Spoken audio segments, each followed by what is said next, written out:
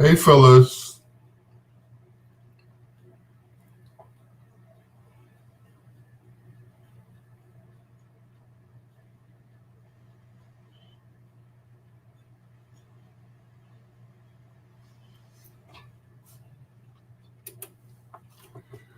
Well, a pleasant good evening to you all, and welcome to Bedtime Stories, the show designed with the lovers in mind, where we put you to bed but never to sleep with the greatest love songs of all time. Right here on WOSDradio.com, BiggsRadio.com, the best music of your life.com. Almost didn't get that out. And World Vibe Radio. Thank you so much. I really appreciate you all, and I thank you for joining me this evening. I'm also on Facebook Live, and Phyllis Hooper is the first one checking in on Facebook Live. Good evening, Phyllis. Thank you so much. I appreciate you. Coming up in our last hour, we do a little thing we call foreplay. That's four songs by one of your favorite artists or groups, male or female. And if you have one in mind, let me know. I'll play your request. That's what we do. Our request line is 773-675-2400, which is 24/7. That's right. If you call me at 3 o'clock in the morning, no, I ain't going to answer the phone. I'm not even going to lie. I'm not even going to lie. 3 o'clock in the morning? No, I don't think so. Unless I'm up. Anyway, once again, welcome to Bedtime Stories. Here's Norman Connors with a little help from Michael Henderson. Well, a lot of help from Michael Henderson right here on Bedtime Stories, the show designed with the lovers in mind, where we put you to bed but never to sleep with the greatest love songs of all time. There we go.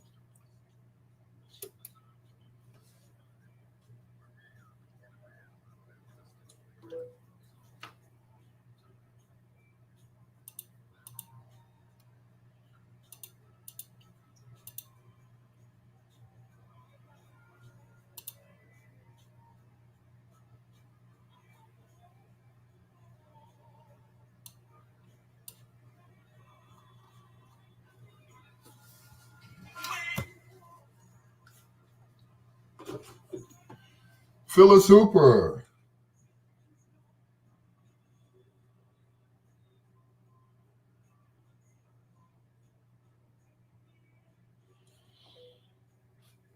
And don't be late.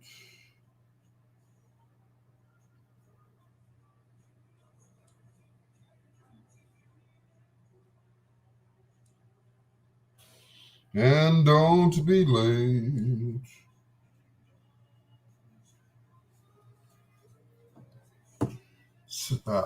It's Elo. Hey Elo. So they had it was a storm earlier this morning before I got off work, and obviously I seem to have missed it, and that's a good thing. I missed the storm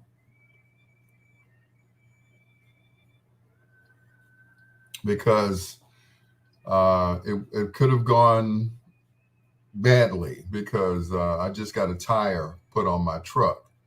The tire that they took off the truck, it had more, just about the same tread that I have on my head. Yeah, both me and the tire were bald or balding. So that's it.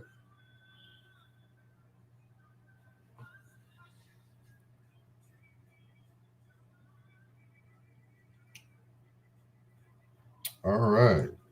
Cancel the setup. Norman has gotten systems in room 43. So send back $75 because I owe you 25 for the songs you are mixing. Okay. I'm not I'm not in the business of sending money back. Like, but okay, I get it. It's cool.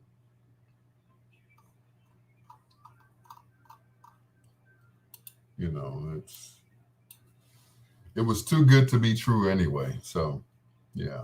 If it's too good to be true, 9 times out of 10 it is. So Elo, how are you this evening? Thank you so much for joining me, as always. I appreciate you. Um, Phyllis Hooper, thank you so much, as always. Everybody, thank you. I couldn't do it without you. Otherwise, I'd be sitting here talking to myself like I normally do when I'm not on my live. I talk to myself, believe it or not. Yes. Yep.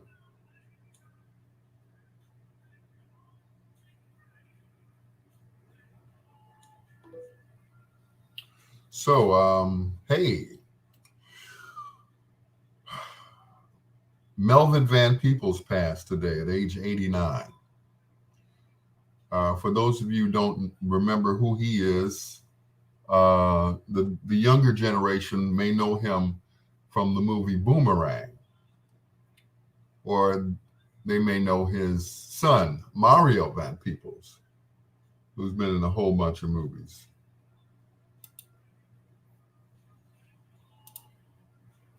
So, yep, 89 years old.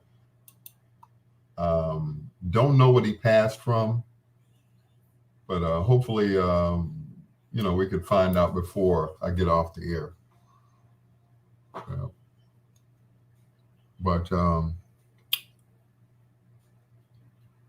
they say death happens in threes. We lost A.J. Jackson, the comedian, and Sarah Dash of the group LaBelle. We lost her as well. So I'm like, okay. So, yep. They said it always happens in threes, and we have lost 3 of the best singers, actors, directors, and comedians that we have in the African American community. Melvin Van Peebles started his career off with his own movie. Hey, Karen, how are you, cousin? Yep, Melvin started his career off with a movie that almost didn't make it to movie theaters, and that was Sweetback's Badass Song, which was based on a book he had written. And of course, the name alone, You know, they didn't want to put that up there on the marquee, but he was a pioneer before, before Spike Lee, before Tyler Perry, before all these great directors that we have now. Melvin Van Peebles was like, he was the man, you know. He did a black exploitation film, but it was tasteful. It was very tasteful. It was done very well. Queen Janine, hello. How are you? Cousin Karen, how have you been? I haven't seen you. How is Uncle doing? I heard he had been a little sick. I hope he didn't have the COVID. Yeah. But anyway, it's good to see you, cuz even though it's not, up close and personal, but thank you so much. Um, right now, family is important to me. It is. It's very important to me. So, cuz if you don't have my number, I'll inbox you later. Um, if you want to talk. If you don't, that's cool too. I understand. But back to Mr. Van Peebles. Like I said, his first movie, Sweetback's Badass Song. Even before, movies like Shaft and Superfly, that was one of the first ones. And man, okay. Oh, that's been canceled, Ralph. I just got a text message. So yeah. Yep. So that's been canceled. So we don't have to rush and do all of those, do flips and all that stuff for DJ Carl. They already have equipment there. He should have found that out before, but now I have to send him back the money that he sent me. Yeah. I'm not in the business of sending money back, I don't do that. But what else can I do? He So that's it. So no back breaking flips and stuff. So we cool. I'm kind of pissed, but that's okay. I'll get over it, right? Michael McDonald, along with Tony Braxton. Stop, look, and listen to your heart right here on Bedtime Stories. Hello to The Hoove, Ralph Liggins. Thank you so much for joining me on my live. And hey, we had a good old time Saturday over at what I thought was Russell's house. I'm like, dang, did Russ hit the lottery or something? This house is beautiful. What is this, velvet? I was like, this is a big, can I say it? This is a big ass house. Good Lord. They had entrances that they just didn't use anymore. They had like a front door and another front door and a back door, and the back door led to the backyard. I'm like, I didn't even get a chance to see the backyard. The basement was enough. That basement was huge. I'm like, I could cut this off and make apartments or something. That was a big house, but we had a good time, didn't we, Ralph? Yes, we did. I left right after you did. The music ran me out. I'm sorry. I'm a little old for anybody with little in front of their names. Little Boozy, little this, little that. Yeah. But anyway, once again, happy belated birthday to Russell Cosby Jr., who was one of my students over at Kennedy King when I was teaching back in the day.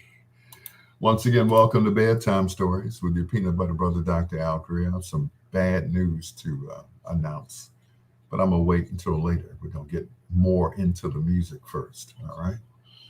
Here's Atlantic Star. Let's get closer. It's your peanut butter brother, Dr. Al Greer, and this is Bedtime Stories, the show designed with the lovers in mind, where we put you to bed but never to sleep. Well.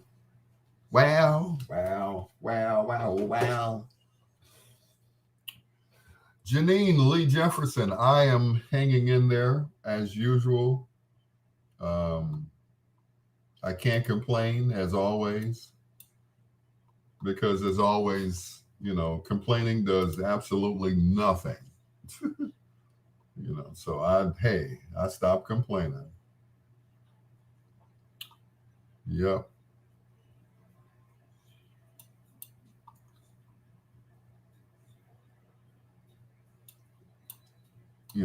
Sometimes your complaining doesn't do any good. Nobody listens. Latanya Lynn Garrett, good evening. Thank you. Welcome to the party, as it were. Thank you. Um, I appreciate all of you all. I really do. Um, I really do. I really do. Don't forget, while you all are on here, please share the live video. Hey, Sharon. I'm sorry, Sheila. I was looking at something else. I'm sorry. Hey, Sheila Forrest. I'm sorry.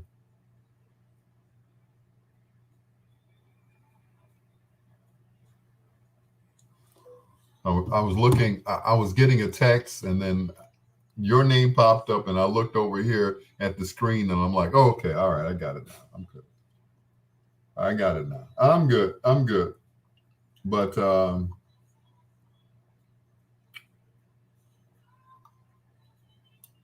like I was saying earlier about Melvin Van Peebles, great actor.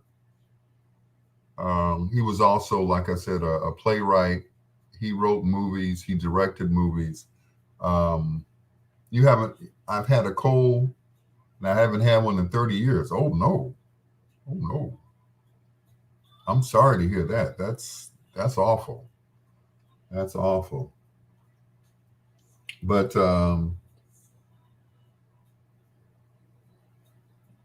once again, back to what I was saying about Melvin Van Peebles. He was recently, well, I saw him in episodes of Girlfriends, where he played a kind of cat daddy to Tracy Ellis Ross's character Joan, uh, and it was kind of cool. It made me feel good about being old because he was laying her out. You know what I'm saying? Kind of made me feel good about being an older man who took care of himself. And she was like, it must be something to it. So she was going through his medicine cabinet and everything else. And he says, yeah, I take nitrates for, my heart and all of that stuff. So, but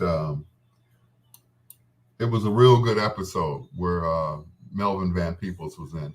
And he was also in Boomerang. Uh, his famous line in Boomerang was, it must be a nipple because I'm drooling. So remember that one? That was him. Latanya, it's good to see you. Janine, feel better. How can you get a cold now? Well, it's possible. I understand. But yeah, I hope you're doing better, Janine. I really do. We don't want anybody sick, especially now. Um, so that's it. That's all. Um,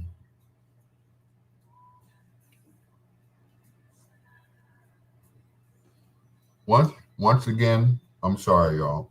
I'm battling a loose tooth in my mouth, and any minute now, this tooth is going to fall out, probably while I'm on the air, and I'm going to try to hide it because I don't want you all to see me falling apart. But the tooth is like it's right here, and it's like hanging. Every time I open my mouth, it clicks on the other remaining teeth, and it's bugging the hell out of me. Okay. All right. Someone's desperately trying to get in touch with me. Yeah, I know. It went from it went from 90 to 60 in a day. I'm like, good grief. Like, what the hell happened? It was like, you know, today is the first day of fall. Bam, temperature dropped. I'm back to wearing my hoodie to work. So I'm wearing a hoodie and a mask. So try not to eat on that side. I've been trying, Sheila. I've been eating on this side, but if I eat on this side, of course, it's still attached to a nerve. So if I bite down, it's going to be like ah. So if I get angry enough, I'll probably just snatch it out, or just let nature take its course and let it just fall out. But right now, it's bugging the bejeebus out of me. Let's see who this was calling me. Or it says Illinois. I'll let them call me back. Yeah. I'll let them call me back. But yeah, try not to eat on that side, because yeah, if I bite down, it's gonna hit that one nerve that it's still attached to. Yeah. So I've been trying to chew on this side, because this side, no teeth are loose on this side. So I'm good. But thank you, Sheila, for the advice. That's not good. Let nature take its course for sure. I know. Yeah. Where I keep flicking it with my tongue, and at any minute now, like I said, it's going to come out, and I'm going to feel a lot better once it comes out. None of these are coming out in the front, knock wood. So I'm good so far. So yeah, I'm hoping that it'll stay like that for a while until I can get to a dentist, and I'm torn between getting a full set of dentures, which I saw Herb Kent go through that. And I was like, no, I don't want to go through that. And on the other hand, Harold Lee Rush, not that I'm telling his business or anything, but yeah, he has dental implants. So dental implants will last longer. You don't have to worry about them falling out while you're talking. Of course, on certain occasions, that happened while I was talking to Mr. Kent. I don't know if that happened on purpose, if he just purposely was talking and the teeth started to slide out. But anyway, so, yeah. But once again, thank you, Sheila. I appreciate that. Hopefully I can get through the show without it falling out. But yeah. The all on four should look into this option. The all on four, I don't know what that is, but inbox me that information, please, because I have insurance.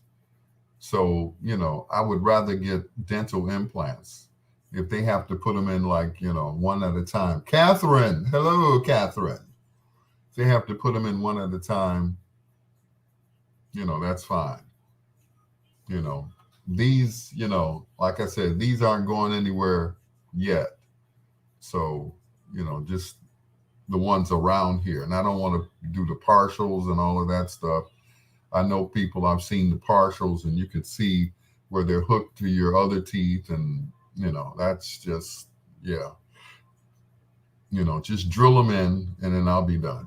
So, hey, Catherine, welcome back. She came back too. Yeah, don't let Daryl Owens bully you, okay? All right.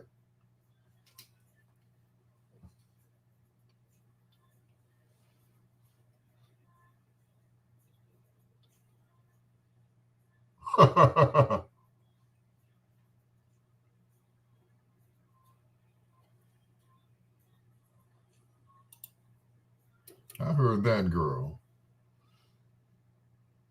Jill Scott. Jill Scott, and He Loves Me. I love that song, especially the end when she does the chanting, and then she just basically ends the song by going, something that Ashley would do. Anyway, welcome to Bedtime Stories. Once again, Queen Janine, blame the tooth, guys. Queen Janine, also to Catherine, thank you for joining me. And Sheila Forrest, as always, I appreciate you. Thank you so much. And thank you for sending that information to me. Anyway, I might as well get the bad news out the way right now. We lost another one. They say death comes in threes. Well, we lost Melvin Van Peebles, for those of you who don't remember who he is, he did a movie called Sweetback's Badass Song back in the early 70s, before there was Shaft and Superfly and Hell Up in Harlem and all these other movies. He was one of the first independent directors to not only direct and write and star in the movie. He did everything. Of course, he's the father of Mario Van Peebles, whom a lot of you all will remember. Mario was in he was in the Ali movie where he played Malcolm X. But Melvin was in Boomerang. He was the older guy in Boomerang who said, "Yeah, that must be a nipple because I'm drooling." Did I say nipple? Yes, I did. And also, he was in an episode of Girlfriends where he played a love interest to Tracy Ellis Ross's Joan Clayton um, character. And in that episode, he was wearing her out. She said, "This is the best sex I ever had from an older man." And it made me feel pretty good, it made me feel kind of proud. I'm like, okay, Melvin Van Peebles representing for the over 60 crowd. But he was wearing her out in there. But we also lost, getting off that subject, because I know how you all hate when I talk about sex on my on my live and on my show. We lost AJ Johnson, who was in the Friday movies. He was also in Players Club. I saw him a couple of years ago out in Tinley Park. He opened for, I want to say, Stokely, and he was just hilarious. I'm sorry to see him go. And the third person, Sarah Dash of LaBelle. As everybody says, "You mean the cute one?" Like Patty was so ugly. Well, before her nose job. And then Nona Hendricks, she looked like she would, break a brother off. She looked like, what's her name? Grace Jones's twin. Yeah. She always looked like she was going to stab you or something. She could have been Masakine in Lucifer. She looked like she'd stab her brother after screwing him. But anyway, yes, I did say nipple, Catherine. I'm sorry. Everybody has them, at least two of them. Anyway, rest in peace, Sarah Dash, AJ Johnson, and Melvin Van Peebles. It's your Dr. Al Greer, and this is Bedtime Stories, the show designed with the lovers in mind, where we put you to bed, but never to sleep, with the greatest love songs of all time. And here's one from the SOS Band.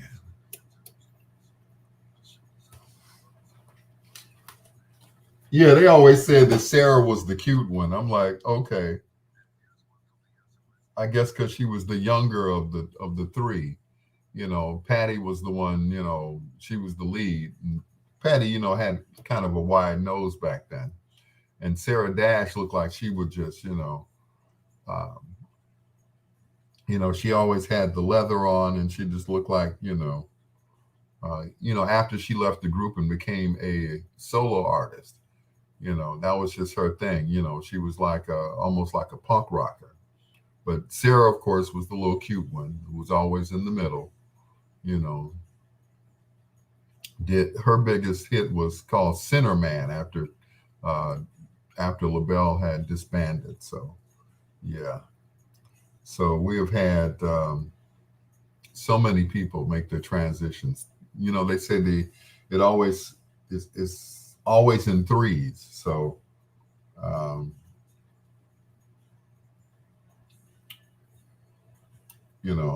unfortunately, was three of us this week. So yeah. So that was, like I said, kind of heartbreaking. I found out about Mario. I think it was this morning. I think it was. Stephanie Mills told Patty to get a nose job because Stephanie had one. Well, yeah. Yeah. When Stephanie came out, she had a wide nose. I gotta say it, and I'm sorry if it offends anyone. But when Stephanie came out, she was not a very attractive young lady, but she had this voice. She was in the original Wiz, which was on Broadway, and she would bring the house down every night when she did the song Home. That was her, you know, her swan song, as it were. Um, they signed her to Motown Records only to never get a hit out of her, unfortunately. Um, and that was it. But she had that powerful voice, and she was only like how tall is Stephanie? Stephanie's like 4'11".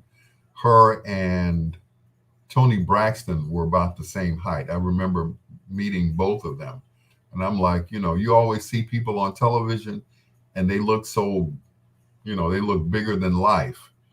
Well, Stephanie was only 4'11". Um, Tony, if she was 4'11", she was no taller than 5 feet tall. I remember telling Tony Braxton, I said, there's going to be a time where I won't be able to get near you. You're going to be so popular. You're going to be so famous, you know, that no one can get near you. She looked at me with that cute look, that pixie haircut. And she said, "You really think so?" I said, "Yeah, I really think so." So, of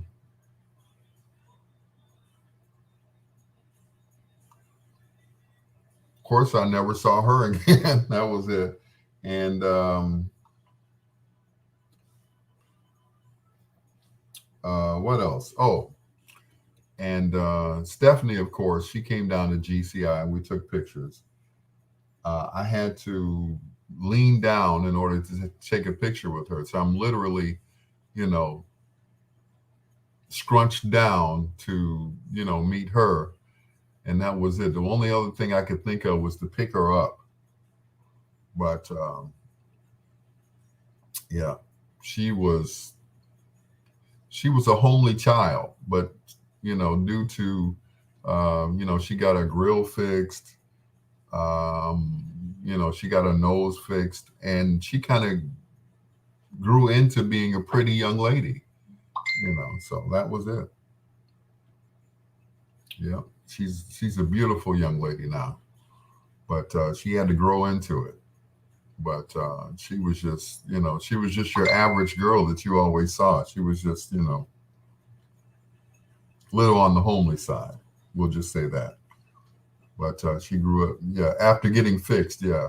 Well, you know, once you get hit records and everything else, and, you know, she got prettier and prettier, you know. She was the first girlfriend to Michael Jackson, Stephanie Mills was.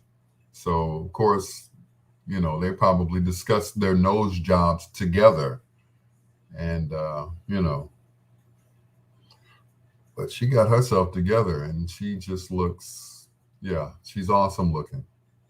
But yeah, money can do that for you. Yeah, yeah, definitely. Money, yeah, yeah. And it's funny because Chris Rock has a joke about that. He's like, yeah, you know, y'all wouldn't be looking at me if I didn't have no money. Y'all know what I used to look like. You know, Chris Rock got his teeth fixed and everything. You know, he cut that unibrow in half. Boy, he was, you know, now he's a handsome older man. And he's becoming a very accomplished actor. So, but yeah, you know, money, yeah, money make you look good.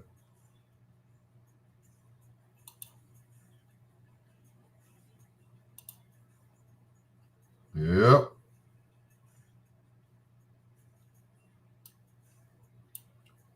Yep. Money will do it for you.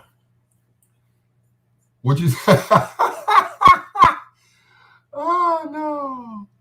What'd you say? He's still funny looking. Well, you know, comedians aren't supposed to be handsome. The exception to the rule is Bill Bellamy. I can't stand Bill Bellamy because he has not aged. He's a freaking vampire. He has not aged since he did How to Be a Player. He's still got that boyish charm that the other comedians don't have, you know, and of course, all of his hair. So, yeah, Bill Bellamy, women swoon over Bill Bellamy. They don't hear a joke he's telling, you know. Uh, I kind of wish that the brother had trademarked booty call because that was one of his first jokes. He said, whenever you get a call after midnight, that is the booty call. So they made a record out of it. They made a whole movie out of it, you know, and he said recently is that that was one of his biggest regrets that he didn't trademark booty call because everybody, you know, took it and ran with it. So it's called Hair Dye and a Male Lace Front. You talking about Bill Bellamy? Okay. All right. I thought that was Bill's hair. You know, I stand corrected. I stand corrected, Catherine. So that's not his hair. So I need not be jealous about Mr. Bellamy because it's not his hair. He bought it though. You know, hair dye and a male lace front. Okay. Yeah. Wish I had that kind of money, I tell you. But like, good Lord.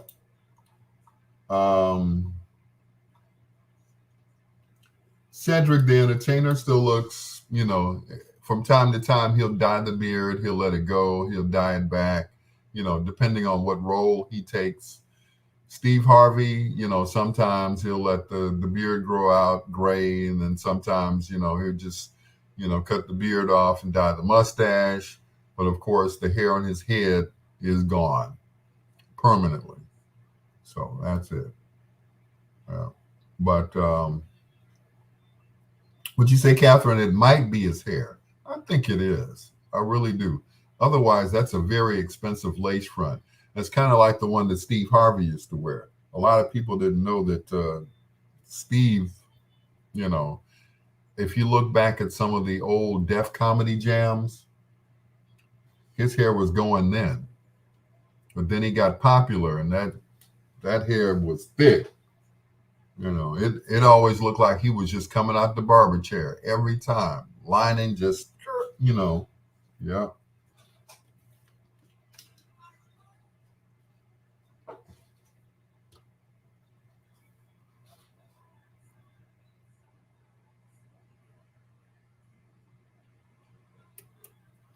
Get my feet on the ground. For Lady G, wherever she is, how can I let you get away from the spinners right here on Bedtime Stories with the peanut butter brother, Dr. Al Greer?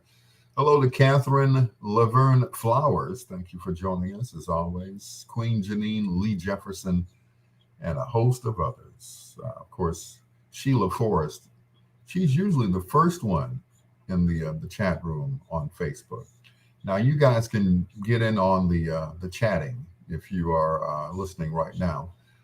My address on Facebook is just plain old Al Greer. That's Al, Greer.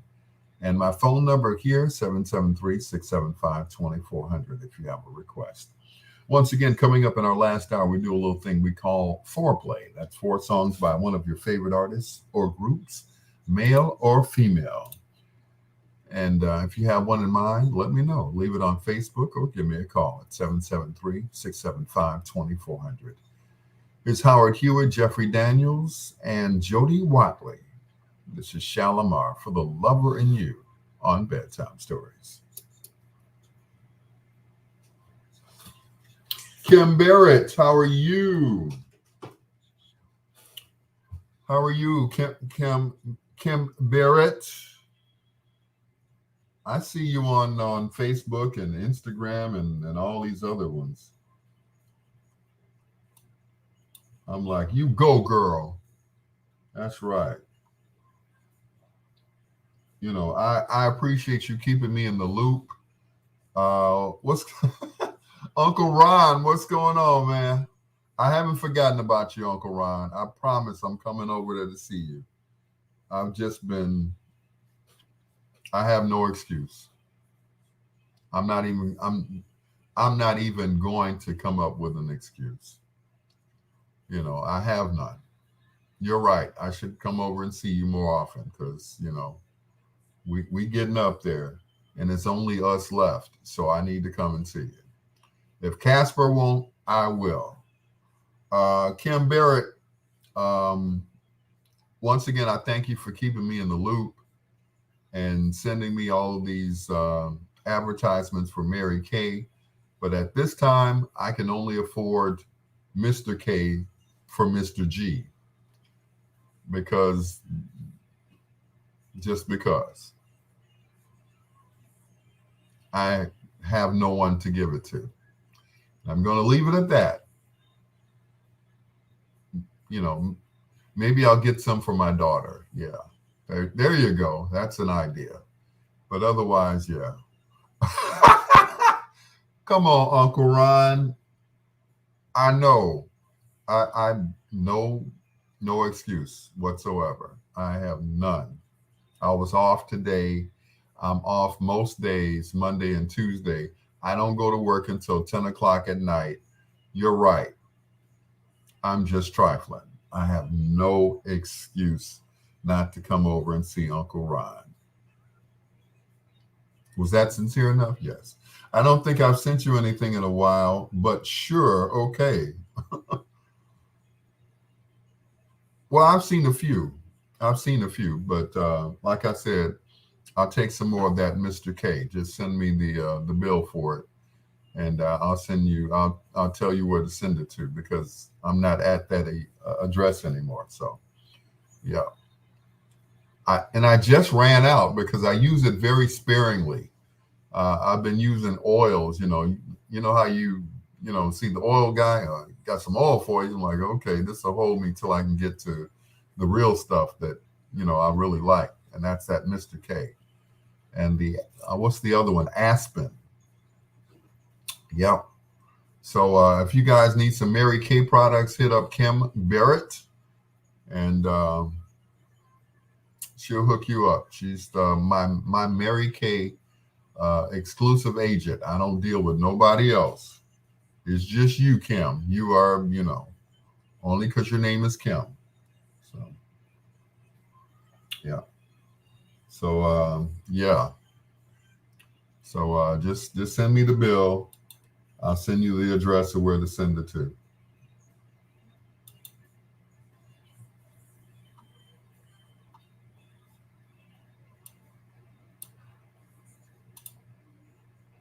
Yeah, but yeah, I got you. Thank you so much. You're welcome. And once again, anybody who wants to get some Mary Kay products, Mary Kay ain't your mama's Mary Kay anymore. Just like Lane Bryant, they stepped it up to the 2000s now. No more flowered muumuus for big girls. It's like they had to compete with Ashley Stewart woman. Ashley Stewart woman is like Lane Bryant Jr. on steroids. So if you're a big girl and you young, yeah, Ashley Stewart woman. Yeah, because there's one over in River Oaks Mall, and you best believe I slow down every time I pass there, and I just look in like, hey, wait a minute. Ashley Stewart woman, is there a big girl in there for me? Yeah, yeah. Please, Ashley Stewart woman. Yeah. But anyway, yeah.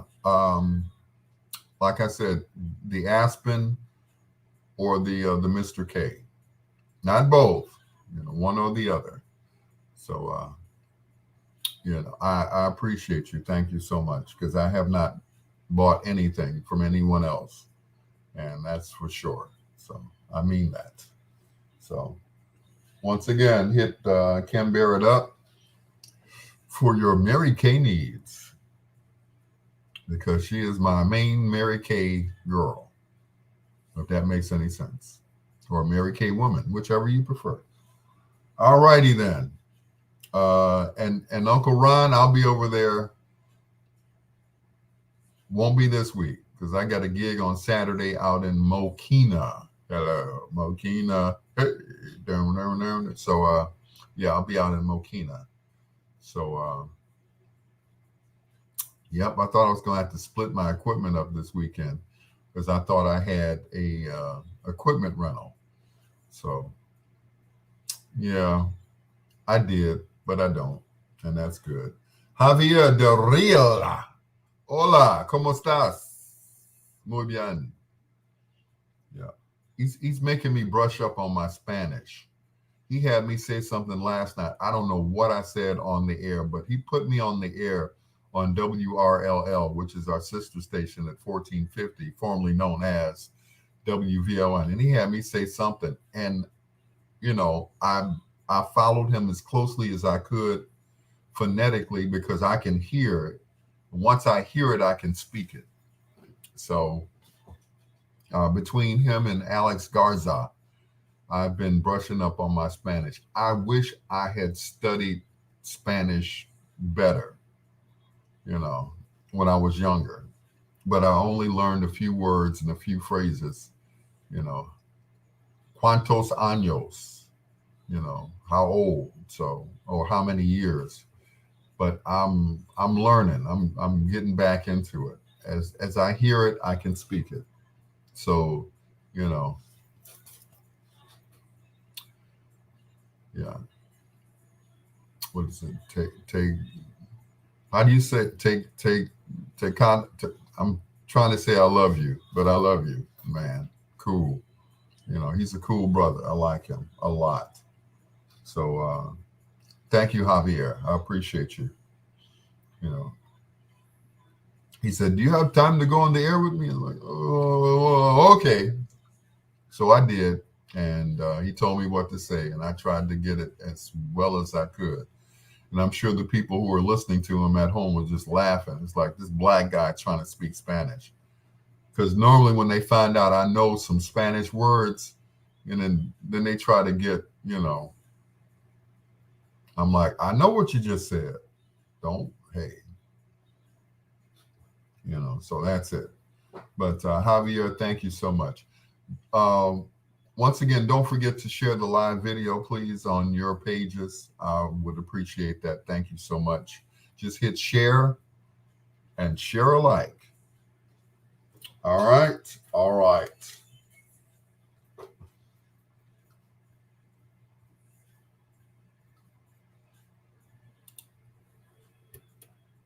Tony Braxton, all 5 foot of her. And I love me some him. It's your Dr. Al Greer saying hello to Javier Del Rio from our sister station. Well, actually, the sister station to WVON, which is WRLL 1450 AM. Thank you so much for being on my live. Also to Kim Barrett, who is my #1 Mary Kay expert. That's what she is. Not Mary Kay agent or whatever. She's my Mary Kay expert. So if you're on Facebook, look up Kim Barrett. That's her name. Barrett. Kim Barrett. And get your Mary Kay from KB. All right. It's your Dr. Al Greer, AG, right here on Bedtime Stories. The show designed with the lovers in mind, where we put you to bed, but never to sleep with the greatest love songs of all time. Also, hello to Uncle Ron. Thanks, Ron, for checking in. I appreciate you. And no, I have no excuse for not coming to see you. I can't think of anything. I'm off on Monday and Tuesday during the day and Wednesday all day. Thursday and Friday, that's a different story. But Uncle Ron Millis, I'll be there to see you real soon.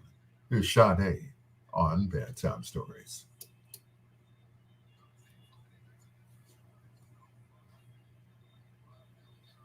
But I miss you.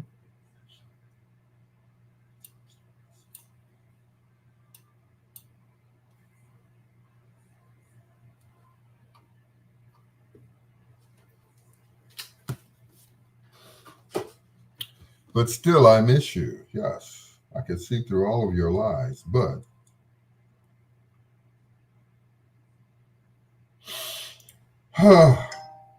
oh boy.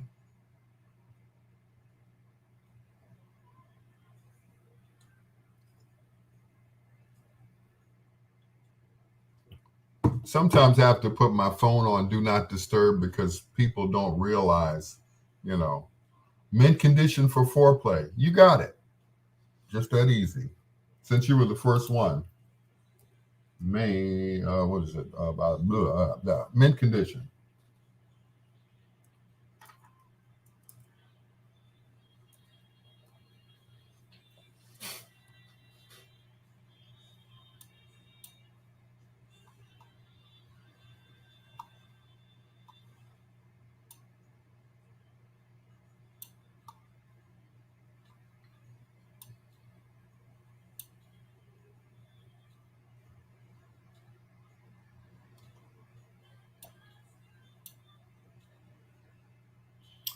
You are welcome very much.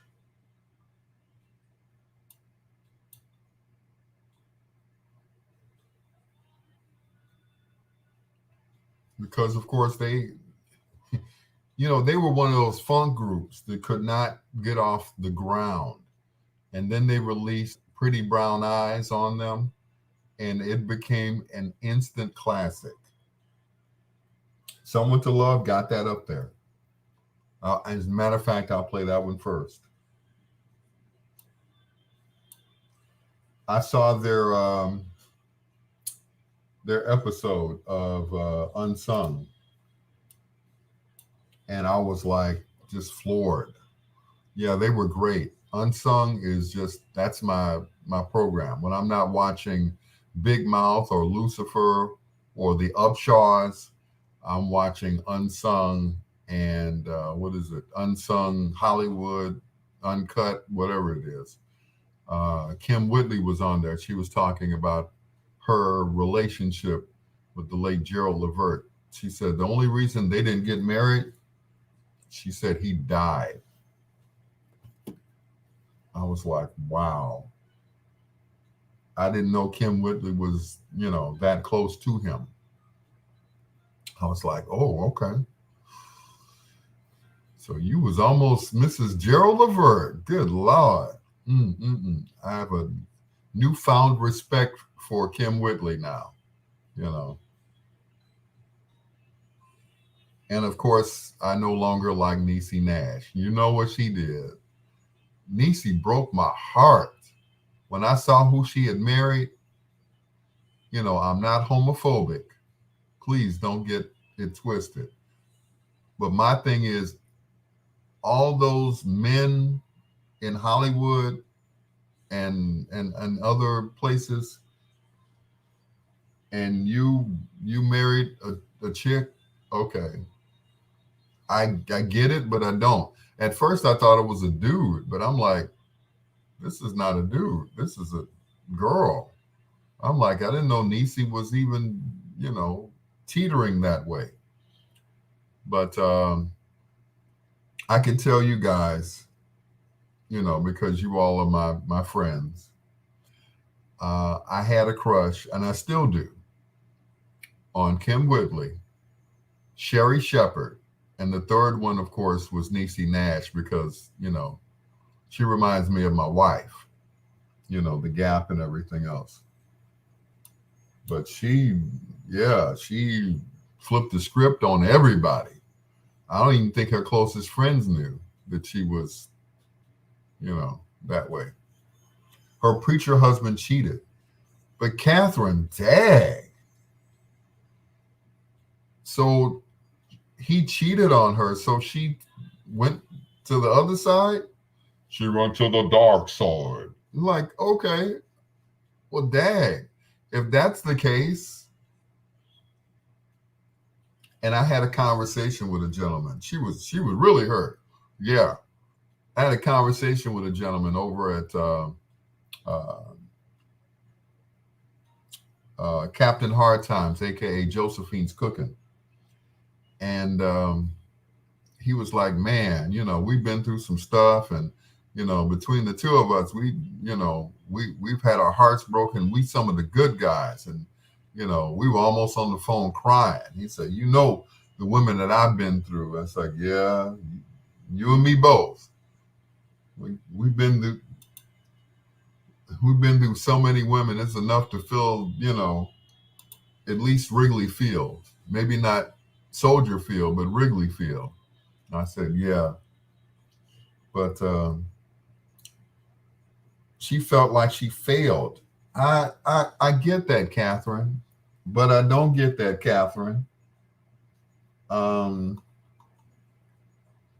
just don't.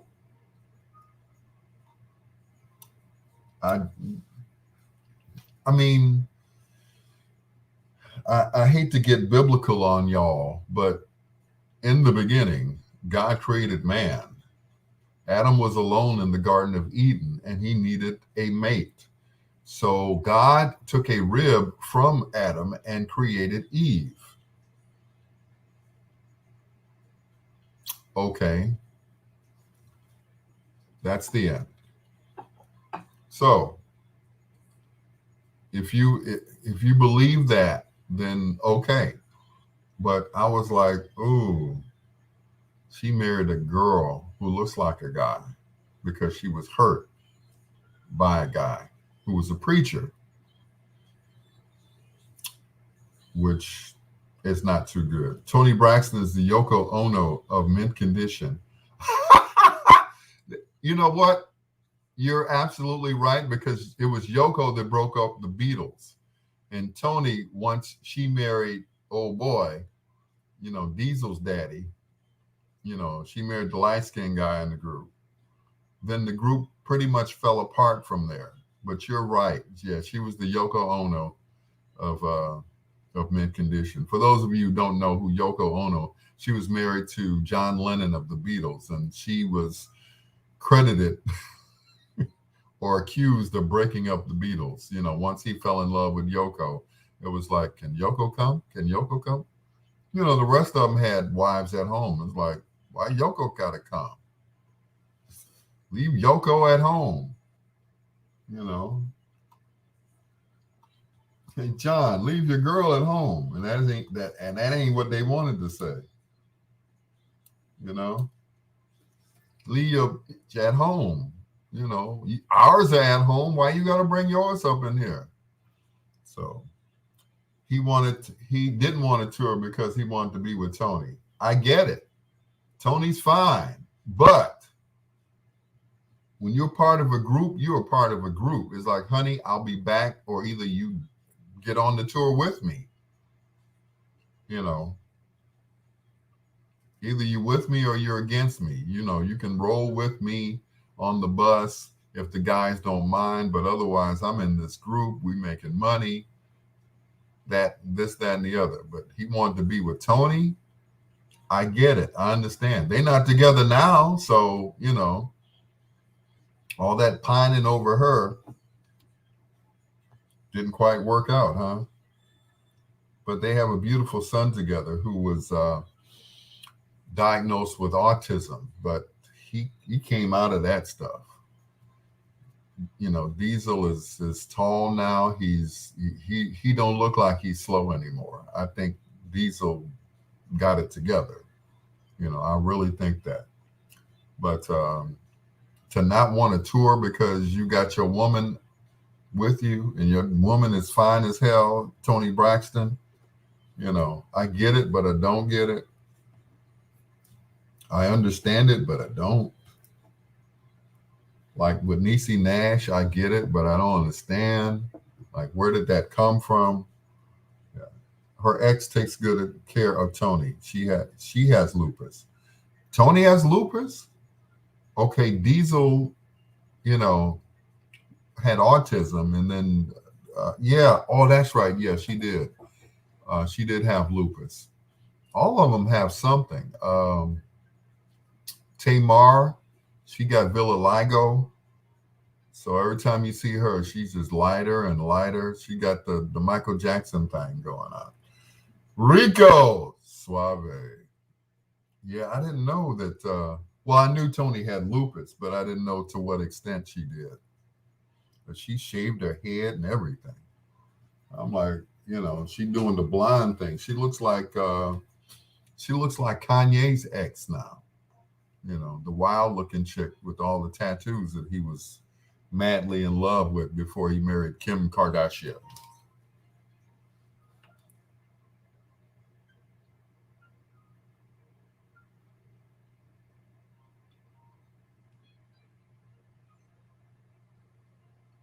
I didn't know that. Most women with lupus has children with special needs. Okay. Singer-songwriter Brenda Russell and Piano in the Dark. You're like, what song did she write? Remember the song you can reach me by trailway, you can reach me by railway. Yeah, she wrote that song, and she was the original artist on the song before Alita Adams got a hold of it. Brenda Russell, Piano in the Dark. It's your Dr. Al Greer. This is Bedtime Stories, the show designed with the lovers in mind, where we put you to bed, but never to sleep, with the greatest love songs of all time, sponsored by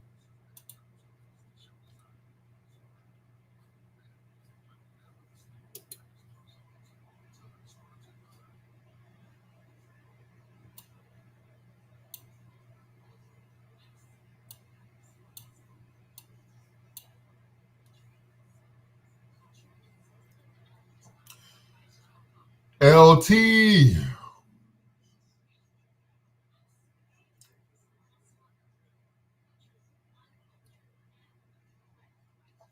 Please share the video. Thank you. Thank you very much. Thank you.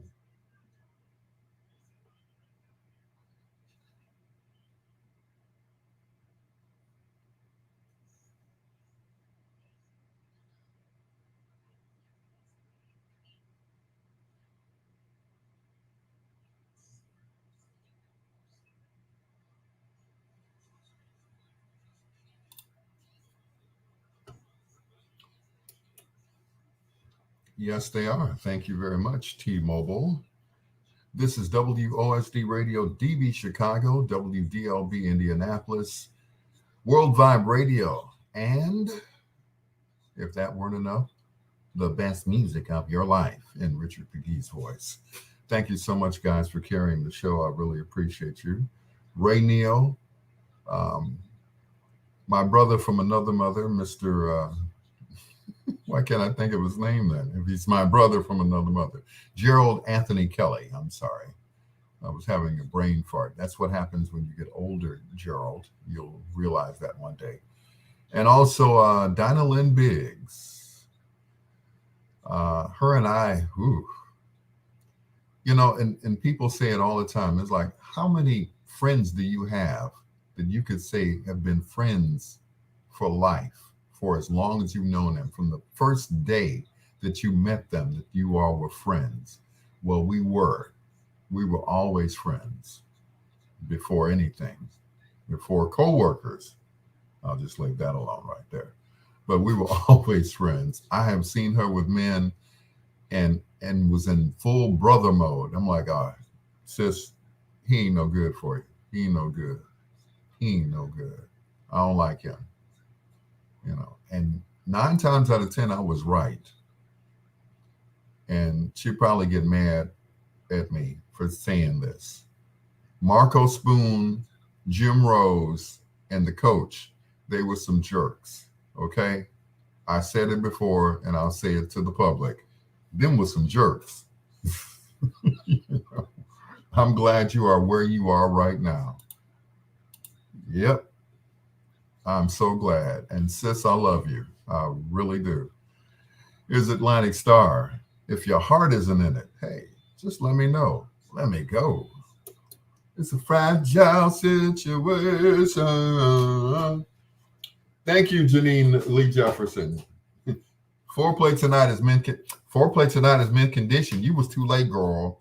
I already picked it. Anyway. In my yeah. Mm-mm. In my Mr. Man voice, yes.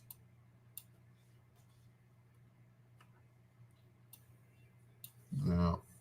But yeah, tonight is mint condition in the foreplay. Yes. Meant to be mint.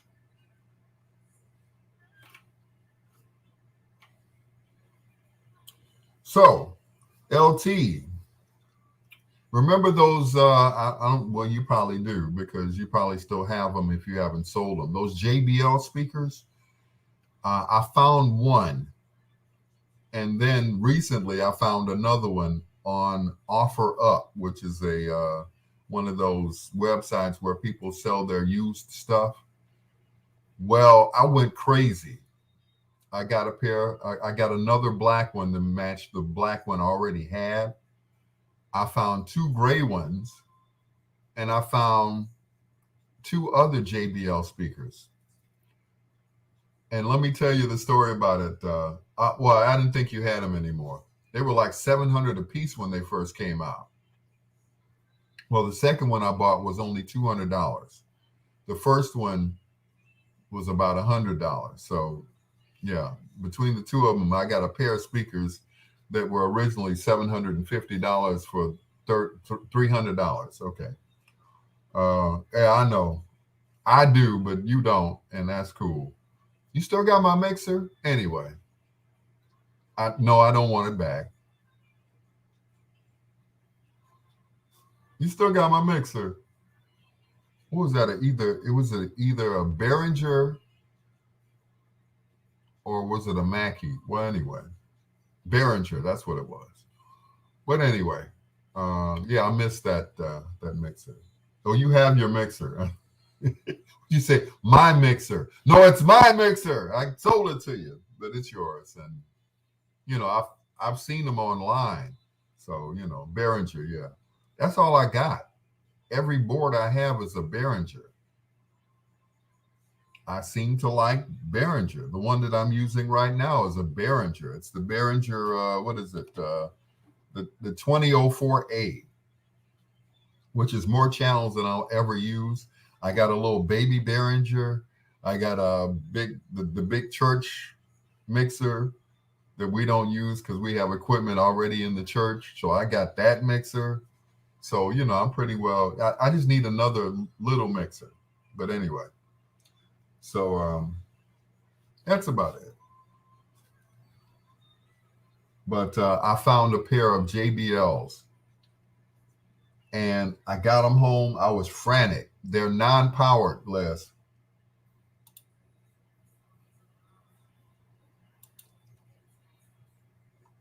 They are non-powered. Um, and those speakers are, they're not heavy. Yeah, they're second to the best boards in radio stations. I know, yeah. But found them on Let Go. This guy, I went over in Burbank and picked them up. He wanted 200 for them. I was like, 200 for the pair, 100 a piece. He said, yeah. I went over there. I met him behind a Mexican restaurant. He put them in the truck. I got them home. I plugged them into my PV mixer, which does about 500 watts per side. Hooked them up. Less. No horns.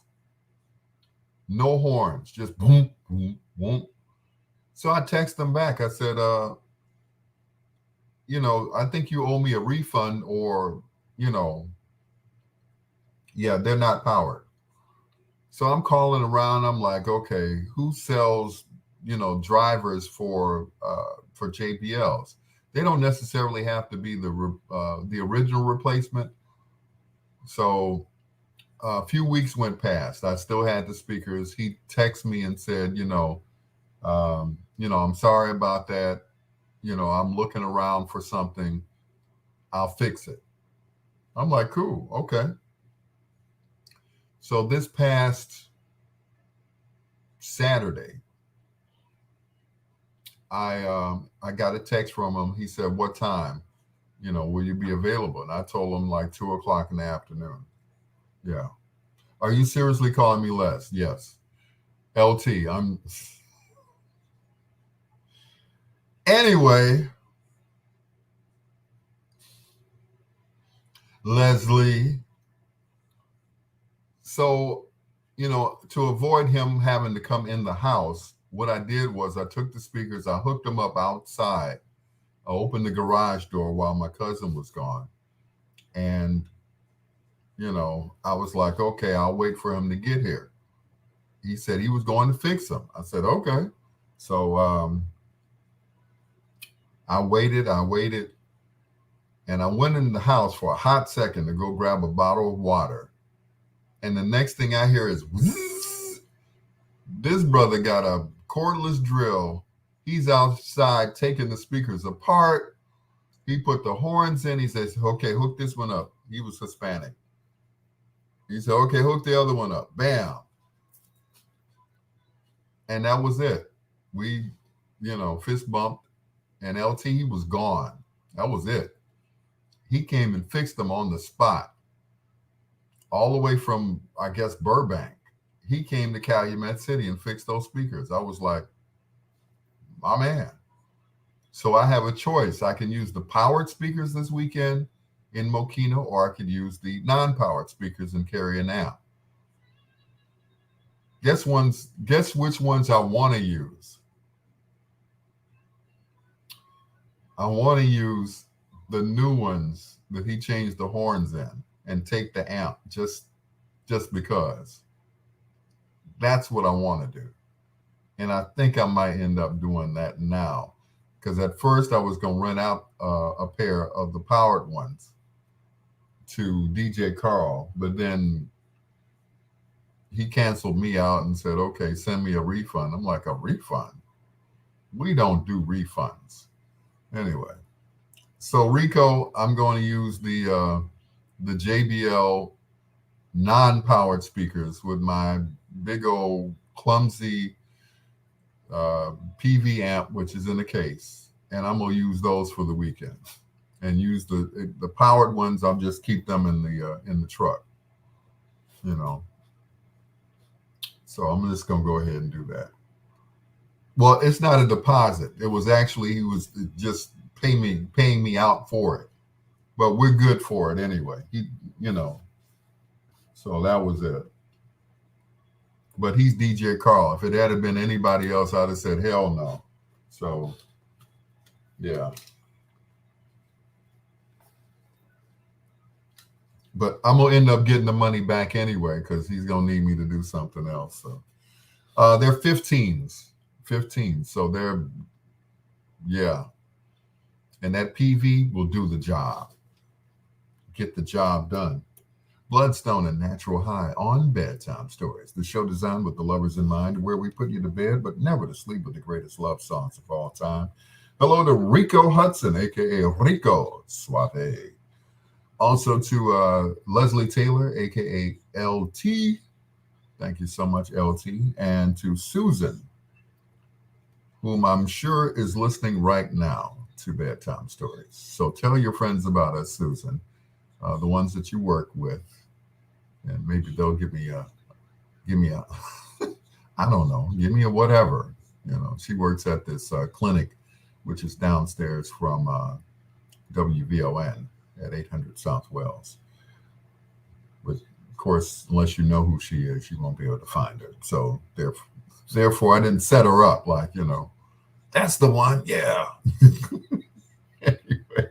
Coming up in our next hour, we're going to do a little thing we call foreplay. That's 4 songs by one of your favorite artists or groups. Janine Lee Jefferson already picked out tonight's group, and I was like, yeah, we haven't done them in a while. So you'll hear from them at 11 o'clock Central Standard Time here on Bedtime Stories. Right now, LTD and Jeffrey Osborne.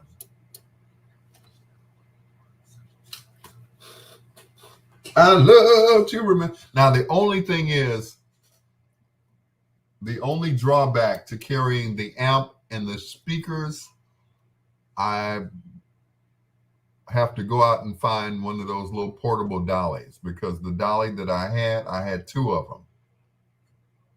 And I left them out in Park Forest. Yeah. So I had one, one that folds up, which would have been perfect for the amp, and I had a bigger one which folded out, which would have been cool for the speakers. So I'll just have to put a little manpower in there this weekend. And yeah, so luckily I did some pumping of iron today, so I should be okay this Saturday.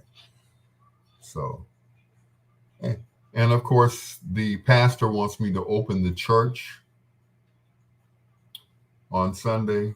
Yeah, I'm like, I got a job for you, Brother Greer. I'm like, oh Lord, here we go again.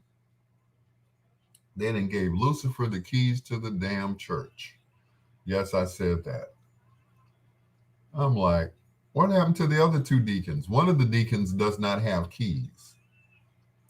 The other deacon, he has keys, but he ain't gonna travel that far to open up the church, which is not very far. He lived around the other church, which was cool because all he had to do was just walk to the church, open it up, and go back home and get into bed before his pillow was even cold. So, but and I keep saying that every time I whip out my keys. Now I'm good on that moving speakers and stuff. My back don't work like that anymore, and my road crew are all grown with kids. Lucky you, lucky you. Like I said, I'm gonna have to find one of those folding hand cars at Walmart.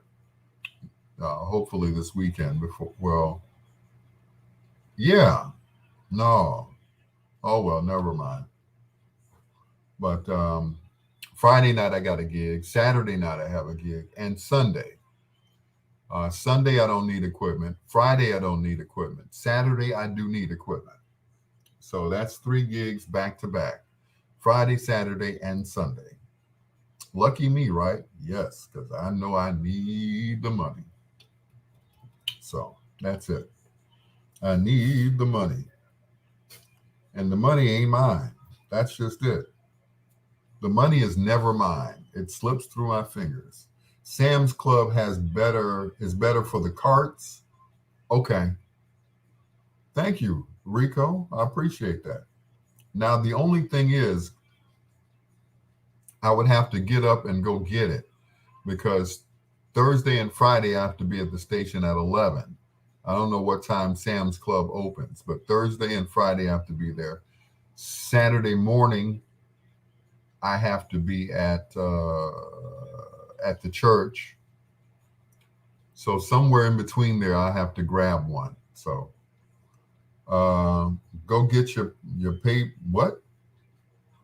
Get your PayPal. Okay.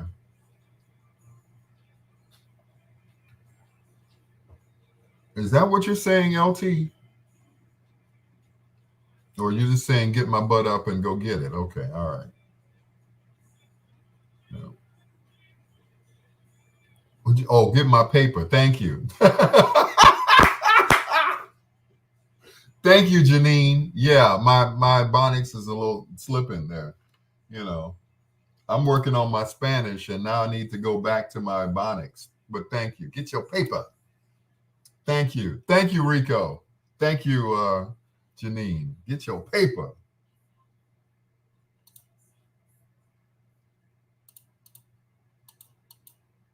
Okay. All right. Yeah. Yeah.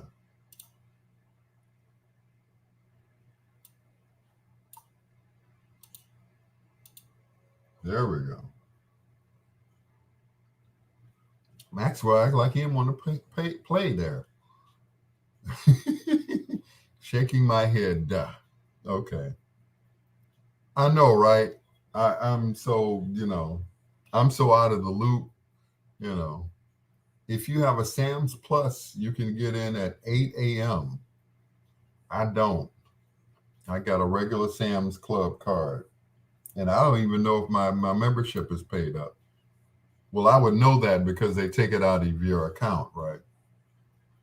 But that's something to consider. So, um, maybe I'll get up early before I have to get to work, um, either Thursday or Friday, and go pick up one of those, mini dollies, just enough to carry the amp, and I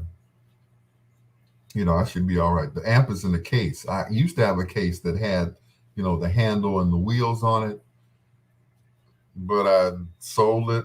I think it was either sold or stole. I don't remember which one it was, but yeah. 10 a.m. it is. So I got to get there at 10 so I can get to work at 11. So I have to be there when they open the doors, run in, get the dolly, and get to work at 11 o'clock. So that's it. But thank you for, Sam's Club. Thank you. Thank you for the suggestion, because Walmart usually don't have nothing. I've been looking for a folding table that's black all summer long, and they're out of them. The only ones they have are the white ones, which is cool because the legs extend. So it sits, the legs come out and then it sits up taller, which is cool. And that's it. And what else is missing? Oh yeah, my stool that I used to sit on. So maybe I can get both of those from Sam's Club either tomorrow morning or Friday morning. So yeah. Hola, Mr. Greer. Hello, Fanika. How are you? Why don't you go online and order it and then do curbside pickup? Why, that's an even better idea. I can just roll up and they just throw it in the truck and I keep going. I'll do that tonight. Yeah. Thank you, LT. But it online, pick it up at the store, bring it out to you, saves time. Thank you, Catherine. Thank you. So I'll be sure to do that before I go to bed tonight. I can just swing by and pick it up and keep going. I know I don't do the online thing too often. Um, Originally, I was just infatuated with wish.com. So everything I got was off wish.com. So I was getting packages like almost every week. It was closing into every other day. I was getting rings, I was getting bracelets, I was getting, um, these jackets that I couldn't wear because you got to remember their measuring system is different than ours. So an extra large is just a regular large to them. So you need like a 3X in order for it to fit. I bought a little jacket and the kids were like laughing. It's like, you gonna wear that? Oh, no, never mind. I don't go to the store unless I absolutely have to. I hear you. And that makes sense. That absolutely makes sense. If you don't have to go in there, then don't. So I feel you on that. So that means I have to get up an hour earlier than I would normally get up, either tomorrow or Friday, and go get a dolly. If push comes to shove, you can borrow mine. Oh, okay. Where do you live, Rico?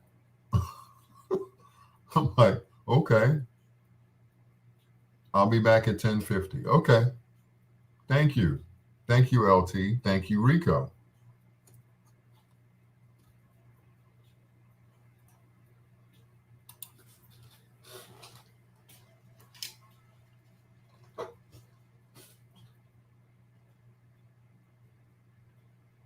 Oh, okay, cool. Maxwell acts like he didn't want to play. Maxwell, fortunate for Maxwell right here on Bedtime Stories with your peanut butter brother, Dr. Al Greer. Coming up in the next hour, we're going to do a little thing we call foreplay, 4 songs by one of your favorite artists or groups, male or female. And I thank you guys for listening as always. And of course, our sponsor, T-Mobile. It used to be Metro by T-Mobile, but of course, T-Mobile is the main company. And I'm proud to say that I've been a customer of T-Mobile for, Going on like 10 years now. I had T-Mobile back in the day, but when they first came out, when they switched over, because I had U.S. Cellular, I had Verizon, of course, Verizon. Yeah, my bill was Verizon every month after they took me off my unlimited plan because I used to work there. And once they did that, boy, I was like, whoo, good Lord. I had a good thing going there for a minute. But T-Mobile, for three phones, I'm paying one price. Paying the same price that I would have paid for one Verizon phone. I got three phones under T-Mobile. And I'm not just saying that because they are a proud sponsor of Bedtime Stories. But it's the truth. It's the absolute truth. Three phones for, let's see, less than $150 a month. So I'm proud to say that they are a proud sponsor of Bedtime Stories. What's up, T-Mobile? I got you. And just when I think they're going to turn my phone off, all I have to do is give them a call and give them the date of which I can pay it. And they'll let me do the payment plan. You know how we do.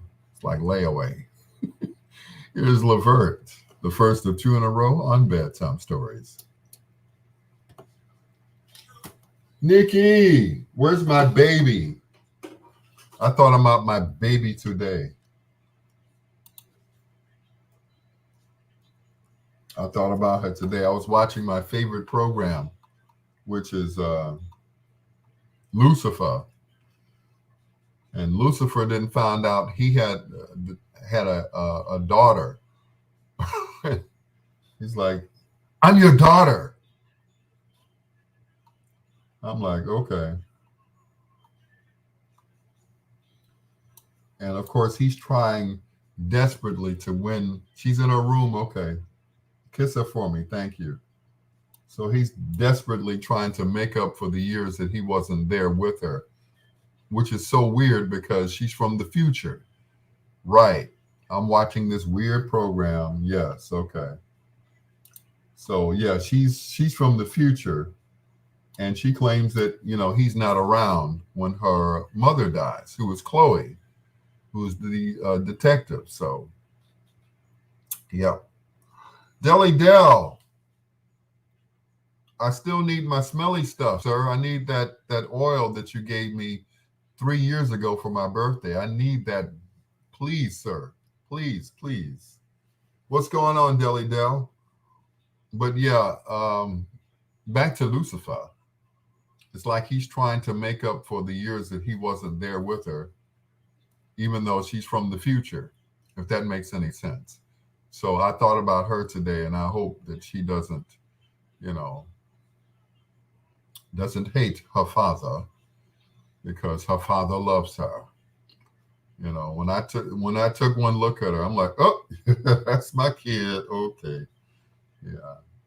Everybody else is on that. Did you get the DNA test? I'm like, no. Well, how you know that's yours? I'm like, I looked at her. That's it. That's it. And it was funny because there's a scene where Lucifer looks at, and his daughter's name is Rory. He looks at her, and at that point, he knows it's her. No DNA test, no nothing. Plus, she tries to stab him with her wings. But anyway, she loves me too.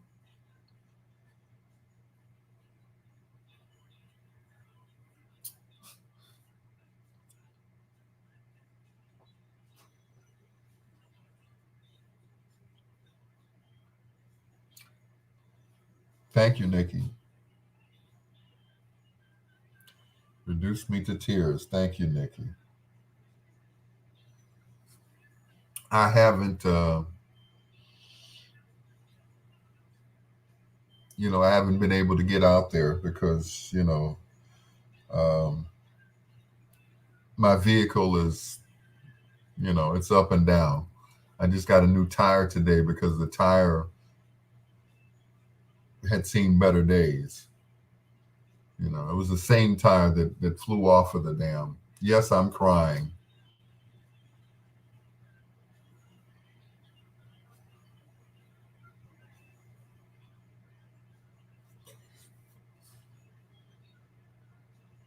She's 16 years old. So that's a lot of birthday presents. That's 16 birthday presents that I owe her. Well, actually 15. I showed up on her 16th birthday. So I owe her 15 presents, 15 more presents, you know. And hey, Luana, that's the way I am about my children. You know, if somebody comes up to me and says, my mommy says you're my daddy, you know, it's like, what's your mama name? Oh, okay, yeah. I probably am, yes. So I used to get those calls on a regular basis. I remember I was working at GCI and I got a call one night. This young lady called me and said, uh, my mama said, you're my daddy. I said, what's her name? She told me the lady's name. I don't remember. She said she went to Roberson. I said, well, if you think that I'm your father, I would like to meet you. And, but like I said, I would get that on a regular basis. Sage says, stop crying, Uncle Al. Hey, Sage. Y'all really trying to make me cry, aren't you? Catherine, yes, I am. So, yeah. My friend wants couples counseling. Yeah.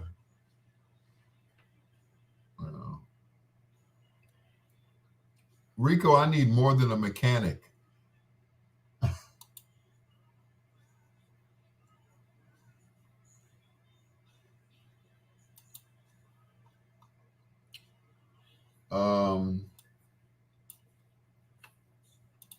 Yeah, Rico, let me tell you. Let me tell you what's going on first before, you jump under the hood. For the past 2 or 3 weeks, I've been smelling gas. That's one thing. Second of all, I'm putting power steering fluid in the truck every other week. Power steering fluid. No, I'm sorry, brake fluid. Had brakes done all the way around. All done, right? Okay. Brakes all the way around. Brake fluid is leaking from somewhere. So every week I'm putting brake fluid in the truck. That's number 2.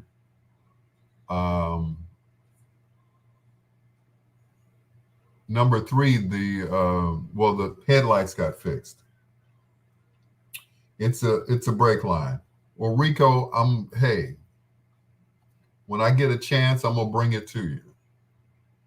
When I get some money, I'm going to say, okay, fix this, fix that. The guy that I got the truck from, he just shook his head. Please take your car to Irvin's on 80th and Stony. Well, see, I understand all of that, and I thank you all for giving me, and please, Rico said, I'll come to you. Oh, okay, Luana.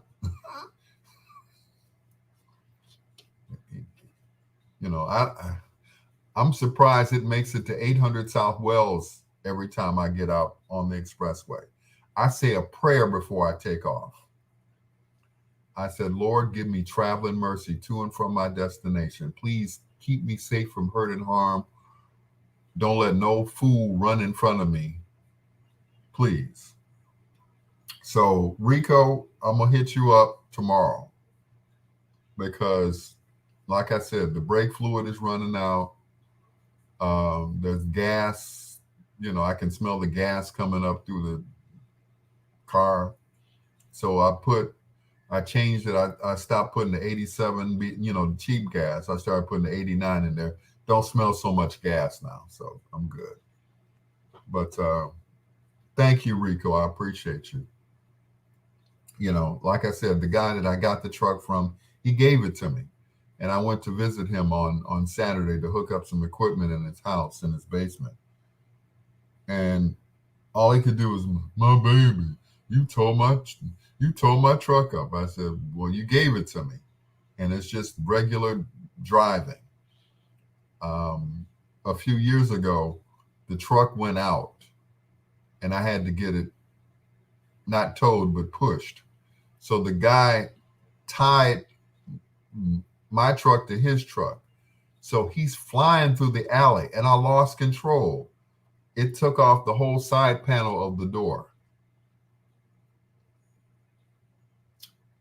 So the original color of the door, which was, maroon, is showing now because he had the truck painted white because he said there were no white avalanches. So, yeah.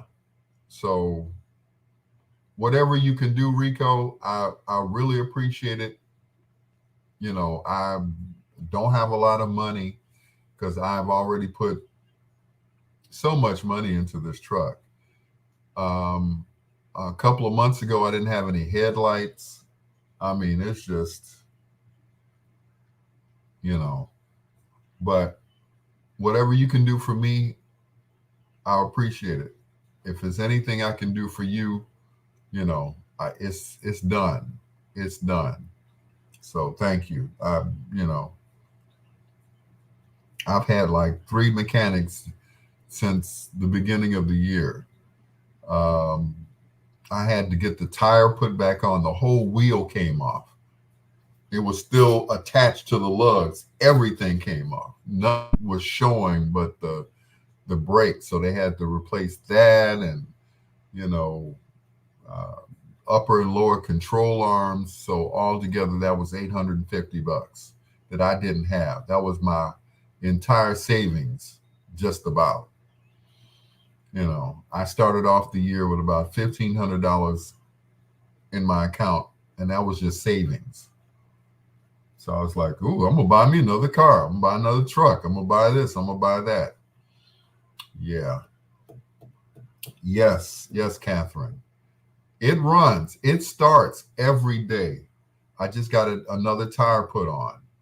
The same tire that came off, well, I got another tire because the tire had just, the tread was just gone. I mean, you could see the belt part. Yeah. So I went ahead and got another tire. I broke down. I had the money, so I went ahead and got a tire. But yes. Mr. Redmond, please pray for me, Catherine. Please. Hold on. Let me get your number right quick, Rico, before I go on the air. Bam. This is me calling you, okay? Don't answer. 5464. Bam.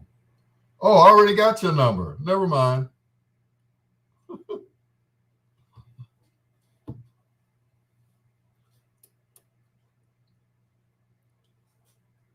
2 in a row from Levert. That is pop, pop, pop. Goes my love right here on Bedtime Stories. With the peanut butter brother, Dr. Al Greer. Hello to Rico Hudson, who's going to put my truck back together. He doesn't know it yet. He's being nice. Once you see it, you're going to be like, what? What's holding up the hood? I'm like, this 2x4. Lawana Trailer said, that guy knew what he was doing when he gifted you with his problem. Well, he said, it was running when I gave it to you, man. Because I told him, he said he was towing people out of the snow in this truck. I'm like, okay, I believe you. I've replaced brakes on the truck. One of the tires flew off. What else? The hood popped open on the expressway. I am so not lucky. I'm blessed to be alive. I really am. That truck almost did me in, but it was a gift. I don't think he knew. Well, at the time it was running fine. There was no problems. I was so grateful. Dave Harris is his name. I was so grateful to Dave because they had towed my vehicle. I had a Pontiac Montana van and it was towed. It was gone and that's it. But he ran until the wheels fall off. But yeah, yes, Nikki, but God. That's the only thing that saved me, because one night I was driving and the hood popped up on the expressway, and I was like, oh Lord, just get me home. So I had to tie it down, like, and it's been tied down ever since. And I've been driving like that, and every time I get on the expressway, I always say a prayer before I get to going.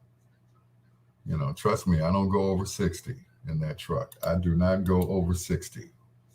I don't want that hood to come all the way up and hit the doggone windshield. I don't need that right now. I really don't. Plus, I got a 16-year-old daughter that I just met. Anyway, well, I've been knowing her for a while now. So anyway, hello to Fanika Rogers, a.k.a. Nikki, and Lydell Redmond. He said it's time to take certain people to Judge Mathis. No, it ain't that serious, brother. It ain't that serious. He gave it to me, so I cannot look a gift horse in the mouth. Here's Chicago's own Herbie Hancock.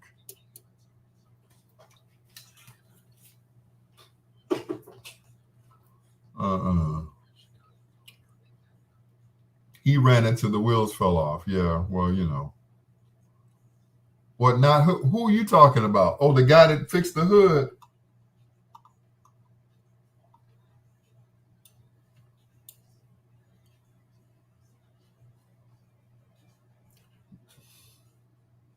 Mr. Redmond, when I tell you who fixed the hood, you're going to snap, and I don't want you to. It was Lonnie's cousin that fixed it. He's like, okay, boom. He's like, and he popped it back on, boom. He's like, nah, it's good to go. I said, are you sure? It was her cousin Stan who fixed it in the first place. I got on the E-way on 57, and that sucker went boom. I was like, oh, yeah. So anyway, I don't want to say her name on here. Hint, okay. The supposed gifter, no. No, but it was cool. He fixed it. He put the new latch on it and everything. It was closing. And then I got up to 70 miles an hour at 2:30 in the morning. I was flying, and that wind went up under there, and yeah. Luckily, there was nobody on the road on 57 that time of morning, and I was on my way back to Park Forest. And I didn't freak out, but it was like, there was no warning. Next thing I saw was a white light. I'm like, oh, I'm dead. I'm dead. I'm dead. I saw the white light. No, it was just the hood. The truck is white.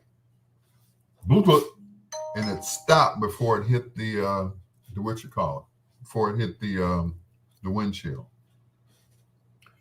There's a crack in the windshield, but it's at the very bottom, so you can't really see it. So I am so blessed. Really. Thank you, Catherine. I am so blessed to be talking to you guys. And then a few months ago, the tire fell off while I was driving. All of a sudden, I'm driving and the truck said, bloop. Yeah. Yeah. Read your text silently. Yes, sir. I know. I know, Mr. Redmond. I'm shaking my head. Yes. But, and I said this before, if I had not been so giving to certain people, I would not be in the situation that I'm in now. Because I had a good credit score. I had an excellent credit score. I didn't even know I had it. What's up, Maverick? I didn't know until I co-signed or signed for someone to get a car. I didn't know how good it was. What's going on, Maverick? So, yeah. So at this point, I can't even get a Matchbox car, according to my sister Angie. Yeah. White Audi 5000 and the Christie about the, I know, right? Yeah. But yeah, I was good. I could have got a place. I could have got a truck. I could have got this. I could have got that. You know, Instead, I was helping people get cars. Yeah. It's in your season in Jesus' name. Thank you. Reggie Hill, your time is coming. Forget the past. Your future shall be bright. Thank you, Catherine. Thank you. Uh,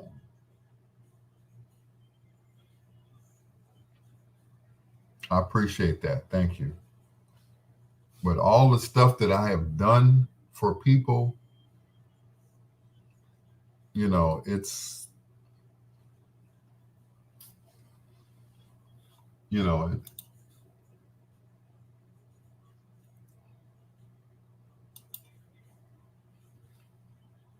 and anybody who knows me, I'm very giving.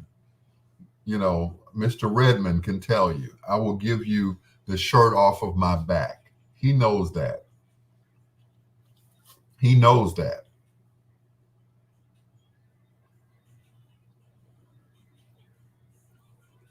You know, he's seen that. I'm a producer of a new talk show. That's why you're here. Oh, okay. Cool. Is that why you're here? Okay. In the words of Medea in that movie I saw the other night at 1 o'clock in the morning, what's in it for me? You're a producer of a new talk show. Okay. So what's in it for me, Maverick? Hey, Chrissy. Just forget about it. It was from the heart. God has a blessing with your name on it. Congratulations, Mr. Atkins. That's what I should have been saying. Thank you, Nikki. Now, now I can say, so what's in it for me, Maverick? Mr. Atkins, what's in it for me? That's wonderful. Congratulations. I'm proud of you. I'm happy for you.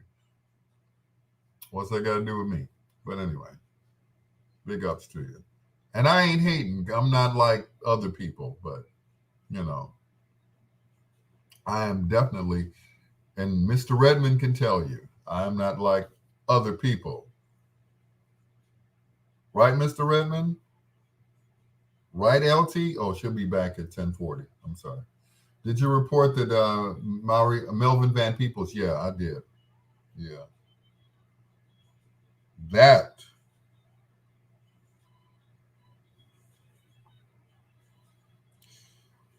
Did they say what he died from? I mean, it doesn't matter. What you say, Catherine? Block him. Block who? I'm not going to block anybody. You know, when you block people, you block your blessings.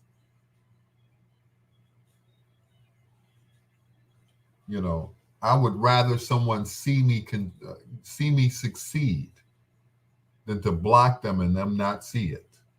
And that's it. Determination reveals God's riches, empowering every reward. Thank you. I like that. Lady G.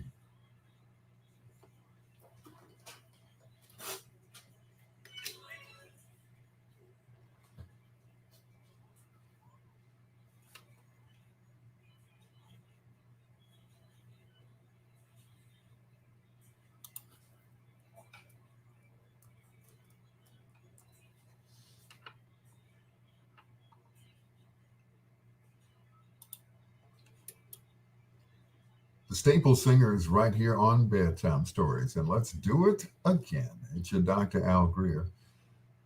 This is Bedtime Stories, the show designed with the lovers in mind, where we put you to bed but never to sleep with the greatest love songs of all time. Congratulations to Mr. Maverick Atkins. He is now the producer of a talk show. He never said what the name of the talk show is, but congratulations, brother. Hope you got some room over there for me. Lawana says, service to others is the rent you pay for your room in heaven. And that came from the great, or the greatest, I should say, of all time, Muhammad Ali. Thank you so much. Hello to Lady G. Thanks for checking in. Janine Lee Jefferson, as always. And you guys know you can call me at 773-675-2400. Rico Hudson, I got some work for you, brother, because my truck is on its last leg. You know that saying, ride it till the wheels fall off? One of them did. One of them did. Here's Smokey Robinson. And baby, come close. Closer. Yeah, right there. It's your Dr. Al Greer on Bedtime Stories, the show designed with the lovers in mind.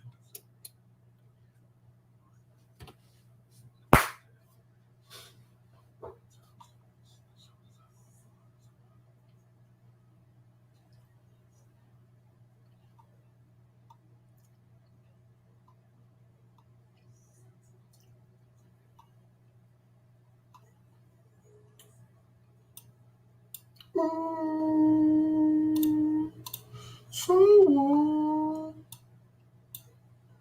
so warm.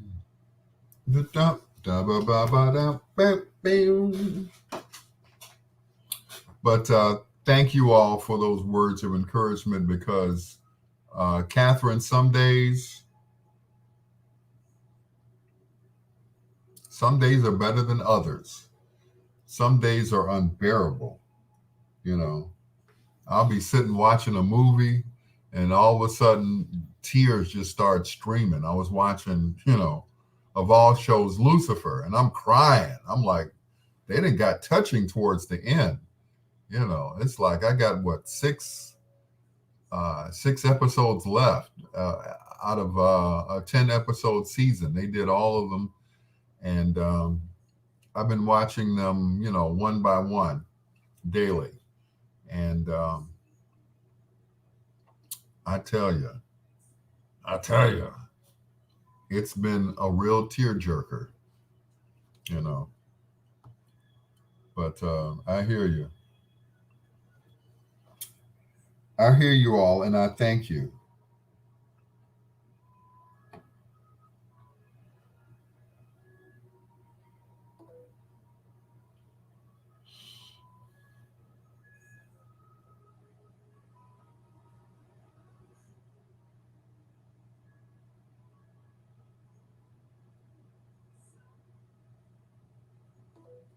Anyway,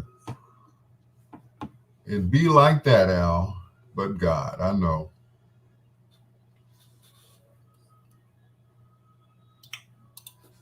I know.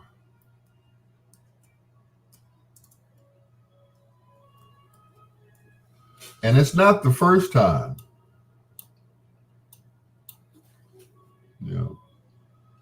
It is not the first time that I've helped somebody get a car. It's not the first time. When I was younger and had established my credit. Oh yeah, I watch the Johnsons all the time. Yeah. Love it. Love it. I'm like, for once, a show about some brothers and they ain't kicking each other's butts and sleeping with each other's women and all of that stuff. It's positive. D.L. Hewley's in it. Cedric the Entertainer is one of the producers on it. It's a good damn show, and it's about damn time. And that was the perfect network to put it on, Bounce TV. So if you haven't seen it yet, the Johnsons, or Johnson is the name of it.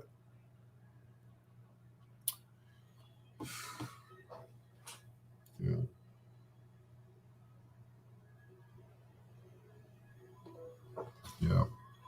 but it's a good show, and it's not like the movie the Four Brothers and the Best Man, and it's a like I said, it's a good show. I've seen it, and I don't mind saying it. It's some pretty women in that show. I don't know if Cedric picked them or whoever casted those ladies. They are gorgeous. You know, I can't say nothing about the guys because I don't want to get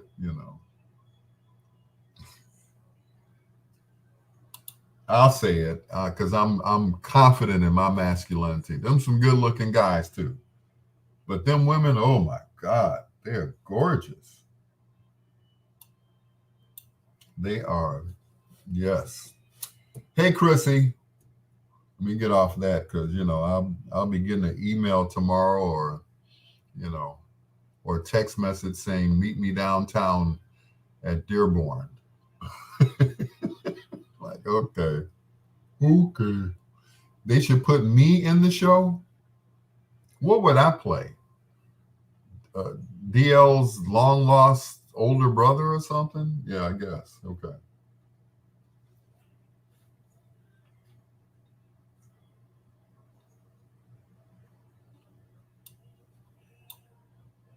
I'm like, oh no.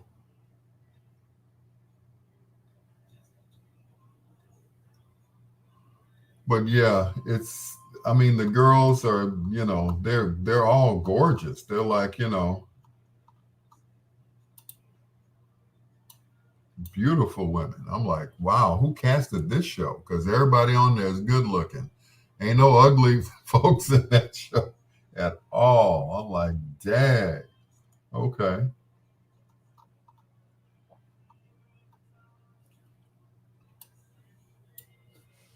But yep, well cast. Yeah. You could play a cool, smooth radio DJ. There you go. Okay. There you go.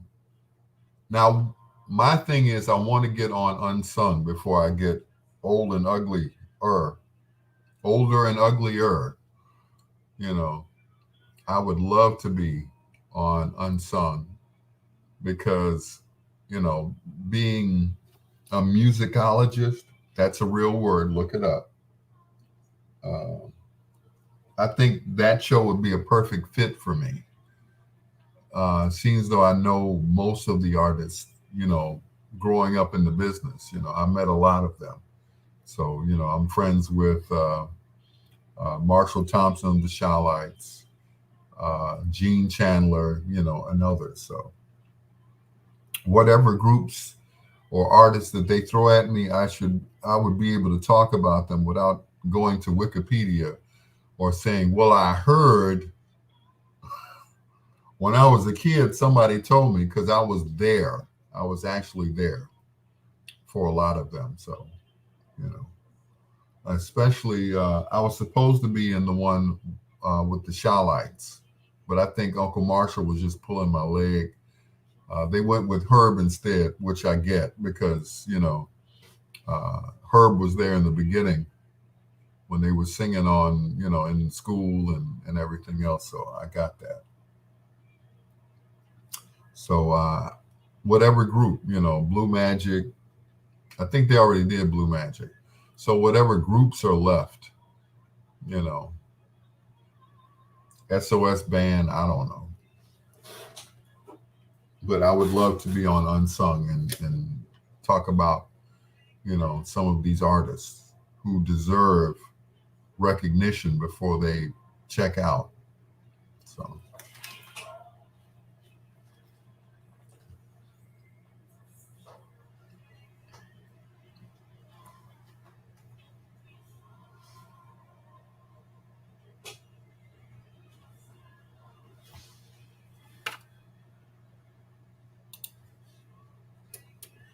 the B side of Then Came You by Dionne Warwick and the Spinners. The story about Then Came You was she didn't think it was going to be a hit after they recorded it. So Tom Bell tore $1 in half. And he said, Okay, if it's not a hit, I will send you the other part of the dollar. Dionne Warwick not only lost, but she sent her part of the dollar and then some to Tom Bell. You don't play with the hit maker. Tom Bell was the hit maker. And as far as I'm concerned, he and Linda Creed wrote some of the greatest love songs of all time for the Delphonics, the Stylistics, and the Spinners. So there is no way she could have got the other part of that dollar. She had to send it back to him and then some. Anyway, it's almost time for foreplay right here on Bedtime Stories. But first,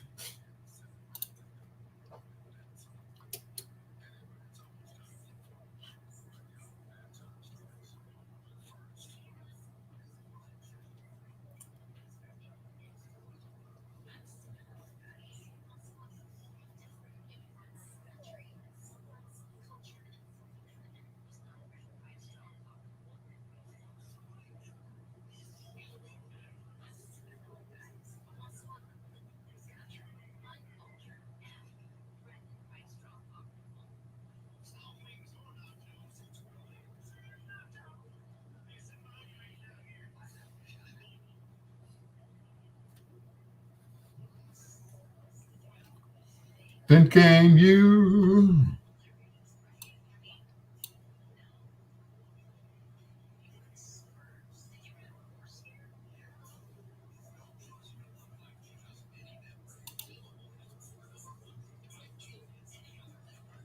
You got that right.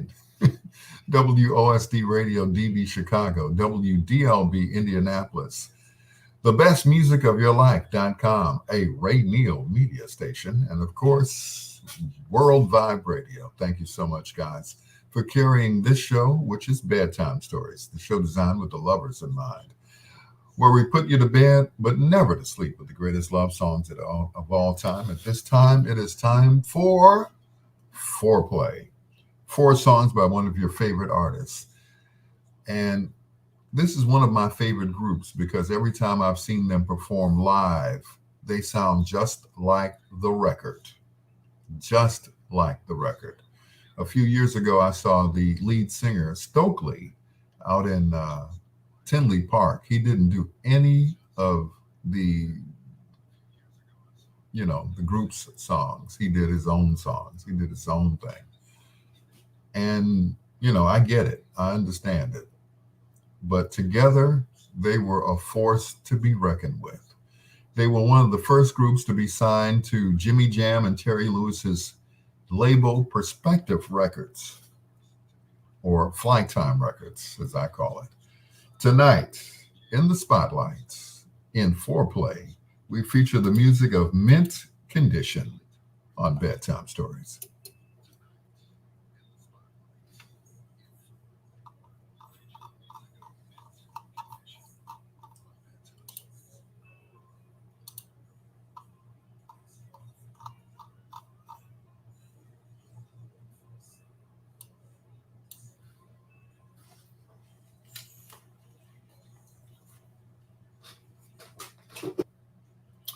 Woo-ha!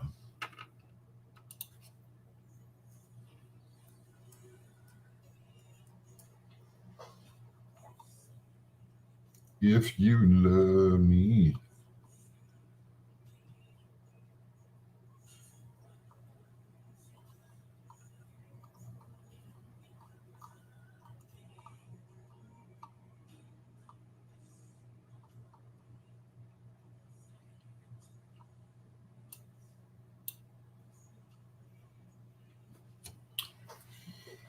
Woo!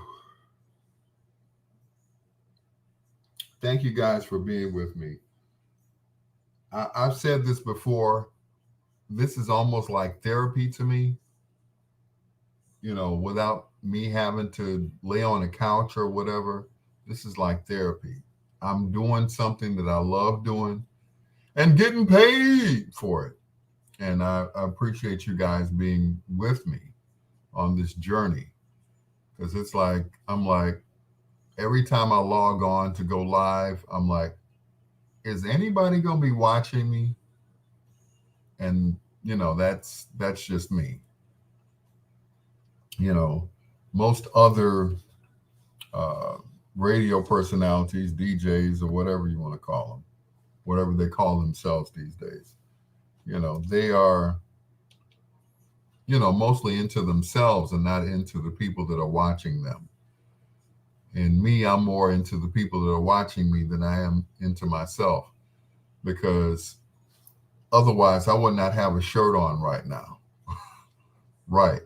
Who walks around the house wearing a shirt?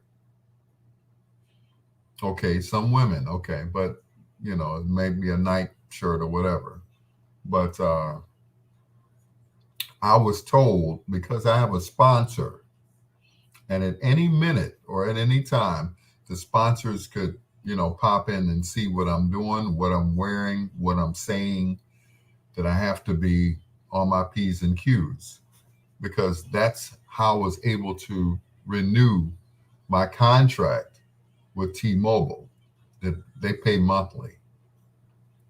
It's not a lot of money, but it is money, and they are watching and they are listening. So I have to give them their props. I am a customer of T-Mobile. So, oh yeah, all of that. Why are you laughing at me? Y'all over there laughing at me? Thank you, Janine. I appreciate that. Thank you. What, am I a joke or something, huh? I make you laugh? Do I amuse you, huh? Anyway.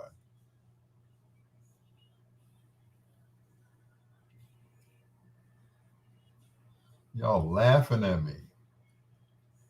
And so is Lady G. Okay, thank you. Okay, I'm the joke. Okay.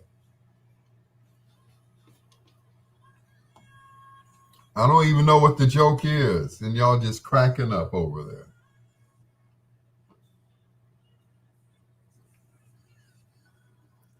Y'all just cracking up at my expense. Thank you. Okay. Mm-mm. Oh, I'm a funny guy, huh? Hey, I, how am I funny, huh? How am I funny? Lady, look alive. It is the Sister Teresa. Hello, the Sister Teresa. Thank you for dropping in to Bedtime Stories. You're not wearing a shirt and your sponsors are popping in. Oh, you're laughing at that. I thought you were laughing at me. Yeah, I gotta have on a shirt. I mean, you know what I mean. Not just like bare chested, but I have on a t-shirt under here, which is all I was going to wear. But I was told that I cannot just wear a t-shirt when the sponsor is watching. That's why. How am I funny, huh? Do I amuse you? Funny how, huh? Anyway. That, of course, a private joke between me and Lady G. You're not wearing a shirt and your sponsor's popping in. Yeah, wouldn't that be something? I'm sitting up here like Terry Crews, just, jiggling my chest. And I'm like, what the? Who are we giving our money to? Who is this guy? Of course, I'm nowhere near Terry Crews, okay? Yeah. Mm-mm. No, nowhere near Terry Crews. Yeah.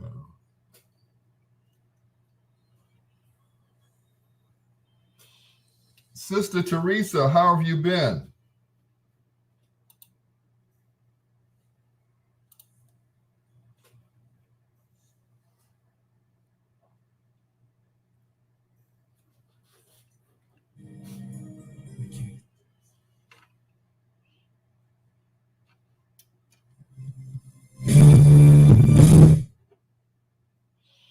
I am good. How's the family? Wow. Anyway, I'm sorry, I didn't mean to go there, but how's the family? Wow. You know, I went straight Morris Day on you, didn't I? But anyway, I hope everybody's okay over there. I truly miss you all. Yeah.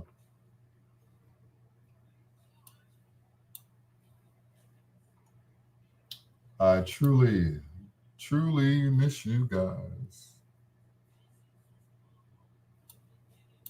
Yeah. Yes, I do. I've gotten so used to living in the suburbs. It's ridiculous. I wouldn't know what to do if I moved back to the city. I just wouldn't. Samari turns 11 tomorrow. Tell her happy birthday. Wow. Morris is coming to Tinley in November. What? I got to be there so we can take pictures. Of course, people say I look like him. I'm like, he don't think I look like him. So it doesn't matter what other people say. You know, I'll be sitting next to him. He'd be like, and who are you supposed to be? I'm you. That's like when what's his name? Lawrence Fishburne was playing Ike Turner. Ike Turner somehow wandered onto the set of What's Love Got to Do with It. He walked up to Lawrence Fishburne and Ike said, "Who are you supposed to be?" I'm you. Like, the hell you are. I ain't never looked all broke down like that. I done told you I'm off that narcotic. But yeah, I want to see Morris in November in Tinley. Yeah, I saw him a few years ago. It was him and Zapp, and whoo, that was a hell of a concert. Zapp without Roger, almost as good as Jap and Roger. They did a great job. I mean, after the concert, I cried. I was like, man. We took my wife and I. We took pictures with Lester Troutman. I'm like, man, you kept it going. That's all I could say is that you kept it going. Where you all could have just said, okay, well, we're done. We lost two brothers. We're done. They kept it going. It's a family business, and they do more than just do music. So yeah. But I will be there. Happy birthday, Samari. 11 years old. Golly. Time sure flies, I tell you.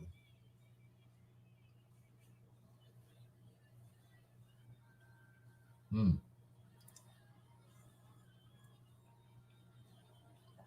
The Sister Teresa. But once again, I appreciate you, Teresa. I really do. Um, I really mean that because, you know, despite what has happened, you are still in my corner, and I appreciate that. I know you all, you know,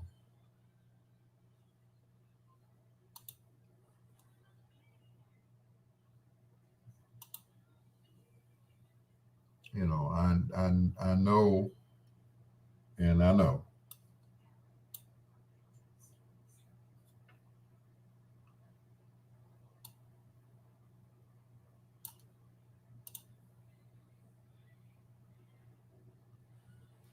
Yeah.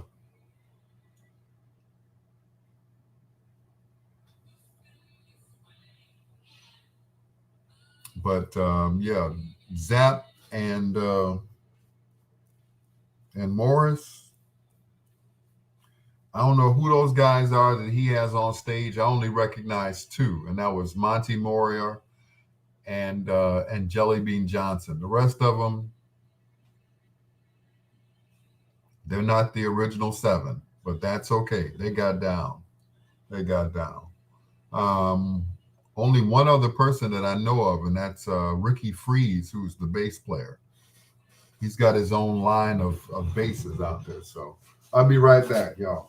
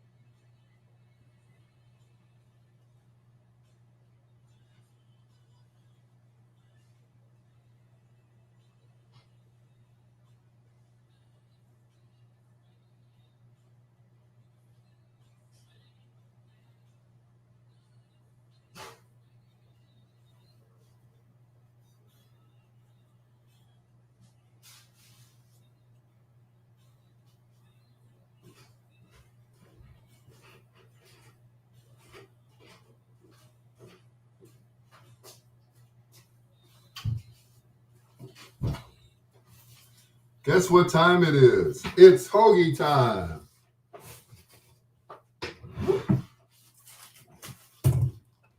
And not a moment too soon, I tell you.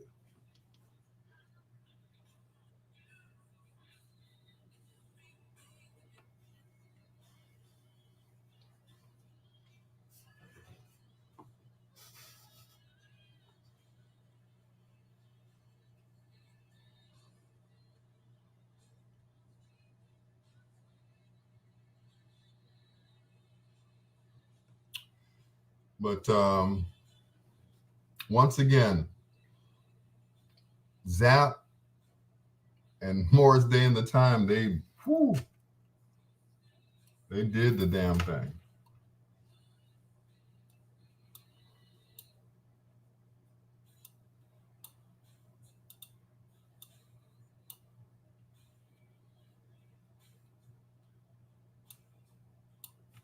They did the damn thing. Chew on the left side, okay? Okay, Catherine, thank you. Because this sucker is hanging by a thread. It's just one nerve. It's like, okay, if I bite down the wrong way, that sucker's coming out. And I'll be so glad when it does.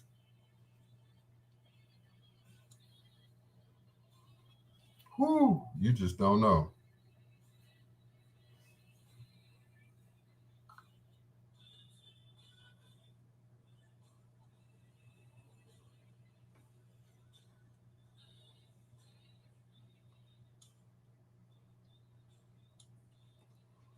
Just pull it out. I wish I could just pull it out. I tried that earlier and it hurt like hell. I was like, push it back in.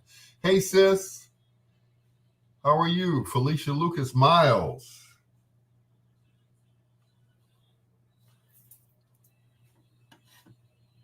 I know I say this all the time, but I am so happy for you and Reggie. You know, it's proof that, you know, people get a second chance at life, and he did. And I'm just so happy for you guys. I'm really happy, genuinely happy.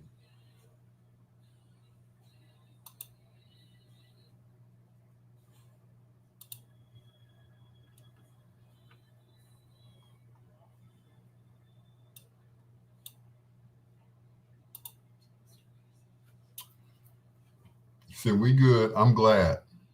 I really am. That, like I said, that means a lot to me. You know, I was there when you took your vows, and that means so much to me. You all stuck it out. You know, for richer, for poorer, in sickness and in health. Oh my God, in sickness and in health. And Lord knows the both of you all have had your share of sickness and poor health, but you all stuck it out. Y'all didn't throw each other in the garbage and say, "Oh, this one ain't no good." Y'all stuck it out, and I'm so happy for you, sis. I remember you bringing me I think it was the money, the contract or whatever that we did when I was living with Karen Barnes. Good Lord.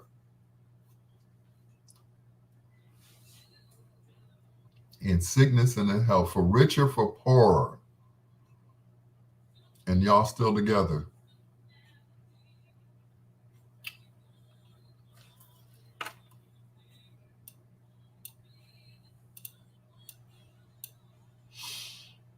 Y'all still together. I'm so happy for you.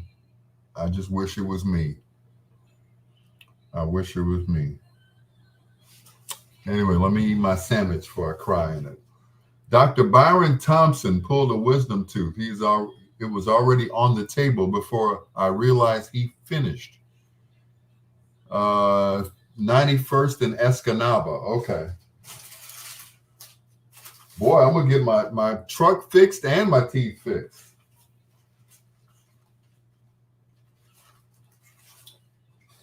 Make sure you inbox that to me, Luana, because I don't want to. Yeah, because I mean the tooth is coming out fine. If the tooth comes out before tomorrow, then there's no need to go see him except to get some more put in. And it sounds like I know the brother, Byron Thompson. Okay. Yeah. Send that to me in my inbox, please. Hoagie time.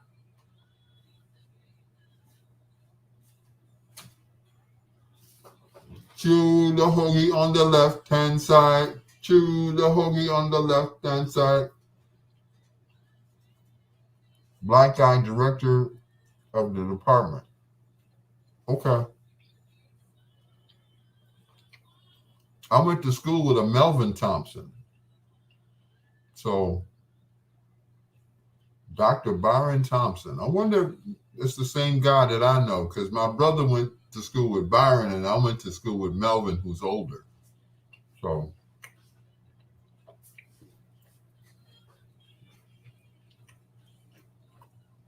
get a whole new set of teeth.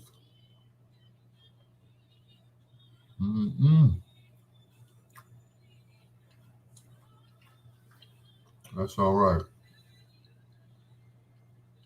He's also a musician. Oh, it might be the same Byron Thompson then, yeah.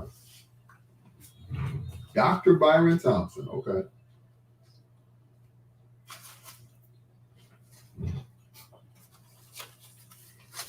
But yeah, send me that in my inbox and I will check him out.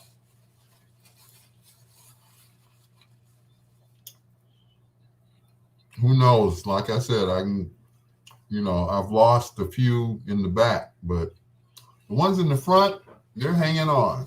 So maybe those are the last ones to come out. No.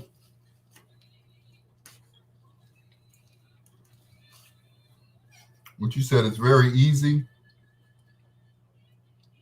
It's easy. He plays guitar in a touring band. Okay.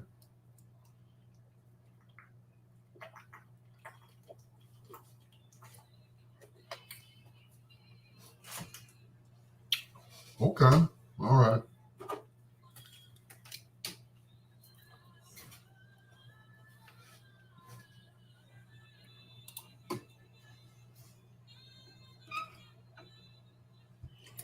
Wrapping up foreplay with Mint Condition. That is Someone to Love. Actually, we played more than 4. So it was like 4 and I owe you one. So 4 plus 1 more right here on Bedtime Stories with the peanut butter brother, Dr. Al Greer. And of course, this part of the Bedtime Stories is sponsored by the Hoagie Place in Dalton on Sibley Boulevard, because right now I am eating a delicious turkey hoagie. Yes. And I got yesterday. Usually I get 2 from these guys and I order them together and I eat one slice at a time. Of course, they cut it in half. So one is for dinner, the other is for later, the other is for dinner tomorrow, and then the others for later tomorrow or that particular day. So anyway, hello to Luana Trailer.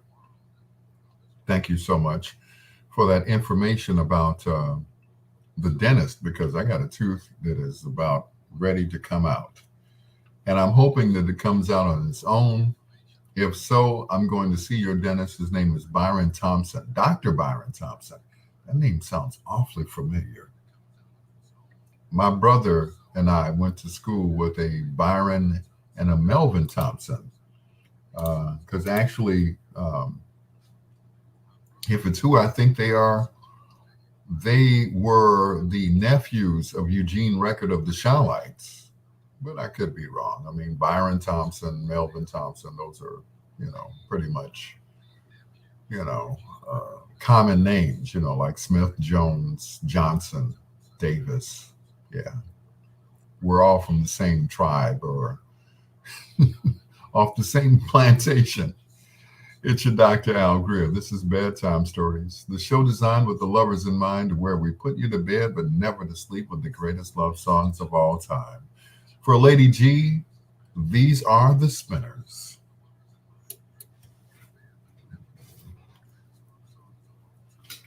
We'll come and go. I cannot listen to this song without dying. Yeah.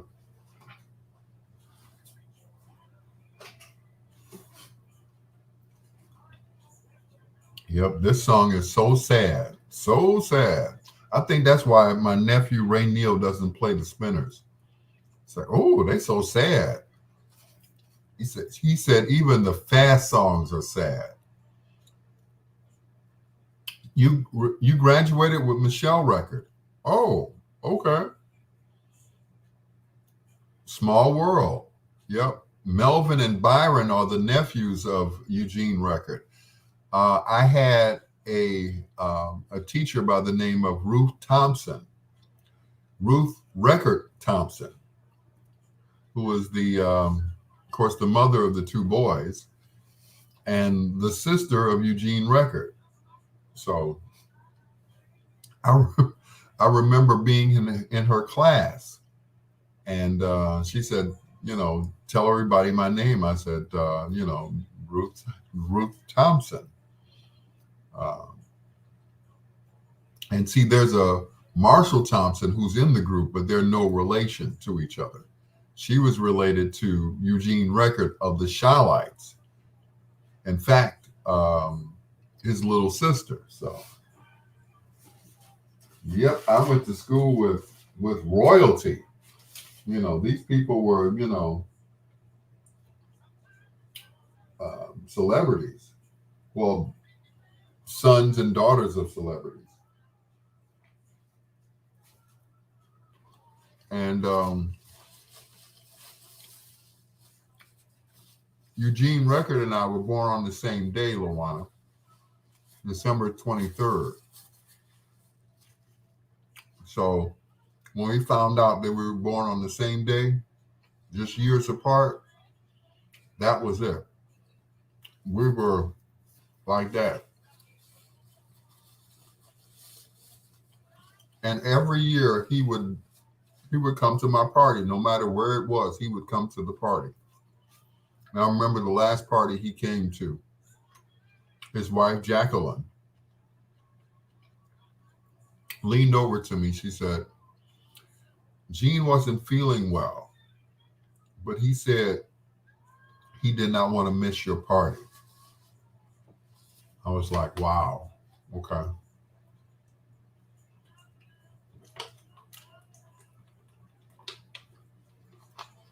And that was the last party that he attended.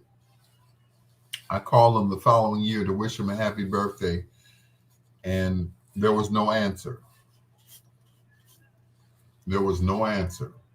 So I kept calling and I kept calling. I called all day on the 23rd. Finally, something told me to go by the house.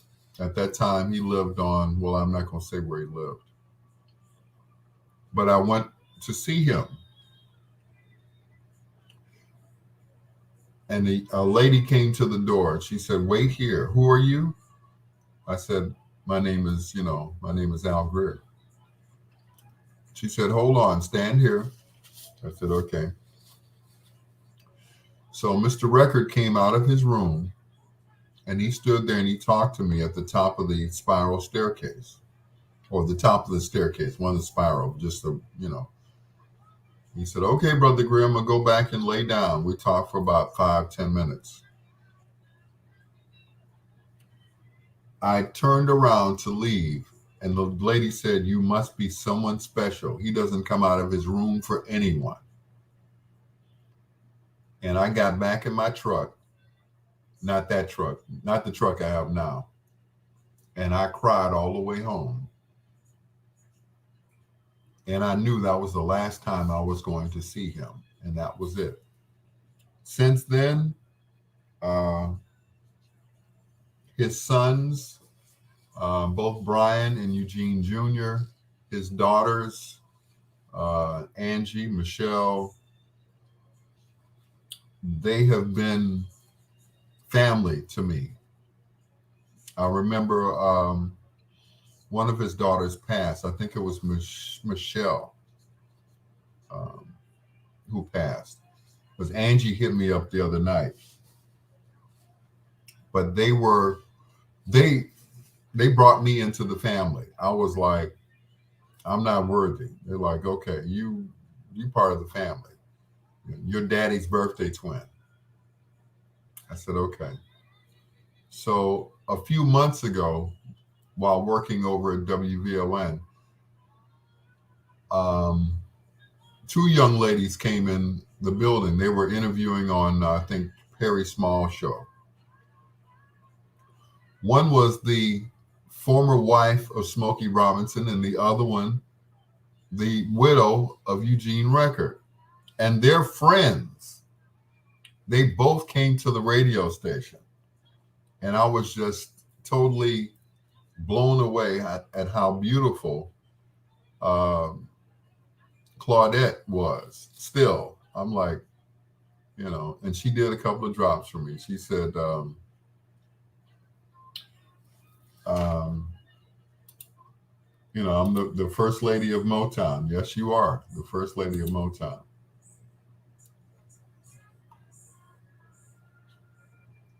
And it was just, I was just blown away. I was just blown away. Ken Wadlington, what's going on? Michelle passed away, and I'll tell you what she passed from. She was eating something that she shouldn't have been eating, and it got stuck, and she passed. I was at the hospital when she passed. That's how close we all were, and it ripped my heart out when Michelle passed, because she had, her and Angie had just, they just brought me in as their brother, and I'm like, thank you. But I remember going to the hospital, where Michelle was. All right, Janine, you're welcome. 6:00 Sunday when he gets off work. Okay, all right. But I remember going to the hospital to see her, and they stopped me. They said, this was long before COVID, and they stopped me. They said, "Who are you?" And somebody, I don't remember who it was. I think it was her husband. They said, he said, he's family. That's her brother.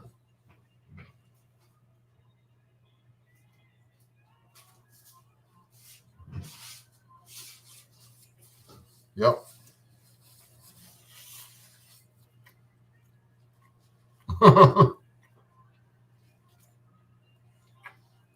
He's family. Let him in. And we watched her pass. We watched her pass.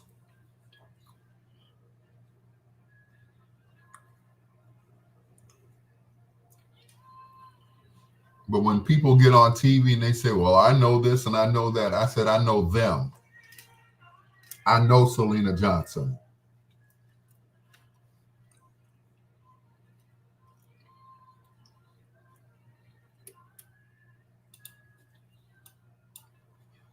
The main ingredient, and you've been my inspiration. It's your Dr. Al Greer. This is Bedtime Stories, the show designed with the lovers in mind, where we put you to bed, but never to sleep with the greatest love songs of all time.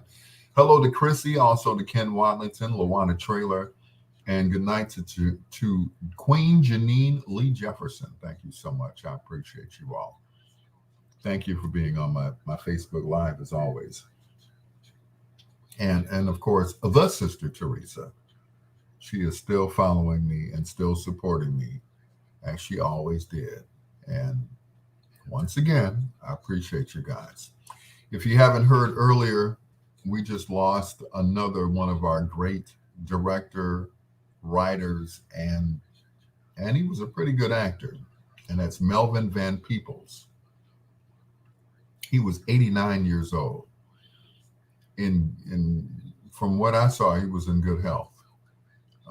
It was possibly COVID. I'm not sure, COVID related, but he always had a cigar in his mouth. So I'm kind of wondering, was it, cancer or something? But he came out with the movie Sweetback's Badass Song. That was back before, that was one of the original black exploitation movies, but it was a masterpiece. So if you ever get a chance to watch it, go ahead and do so. Sweetback's Badass Song, written, produced, and starred Melvin Van Peebles. May you rest in peace, brother. Rest in peace. It's your Dr. Al Greer. This is Bedtime Stories. Hello once again to Lawana Trailer. She said the only Western that she watched and liked was Posse. I said, I know, because that was his son in there, Mario Van Peebles, who was also in the movie Ali, which starred Will Smith as well. So rest in peace, Melvin Van Peebles. It's your Dr. Al Greer once again. This is Frankie Beverly and Maze.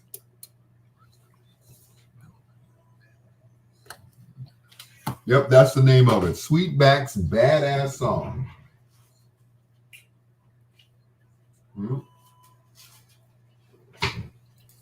Good movie. And certain movie theaters would not show the name of it, but it was like you knew what it was. Yeah. You knew what the movie was, but they couldn't say what it was.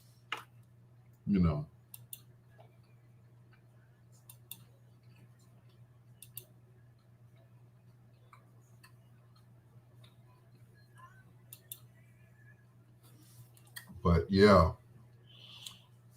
But Mario followed in his dad's footsteps. Did an excellent job. Posse was a great movie. Of course, Posse had Vesta in it.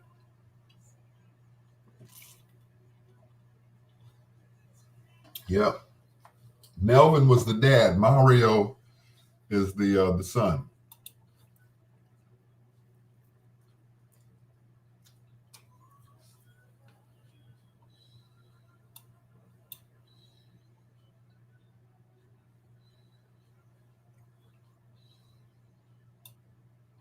Yep.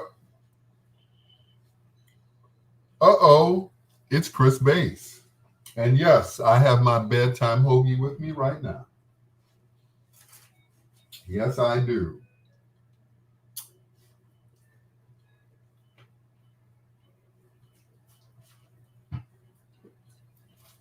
Who was that you were interviewing today? Art Krebs, was it? I believe. I usually get alerts when you go live, but I didn't, didn't get it until late. Yep, they were both in Posse. Yep.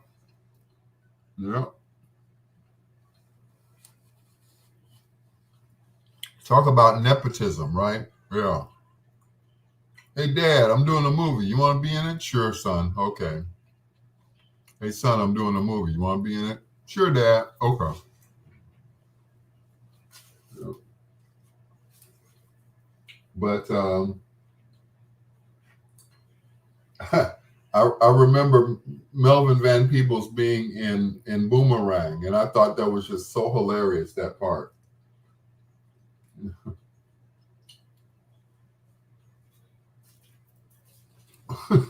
Eddie said, "Is that a nipple?"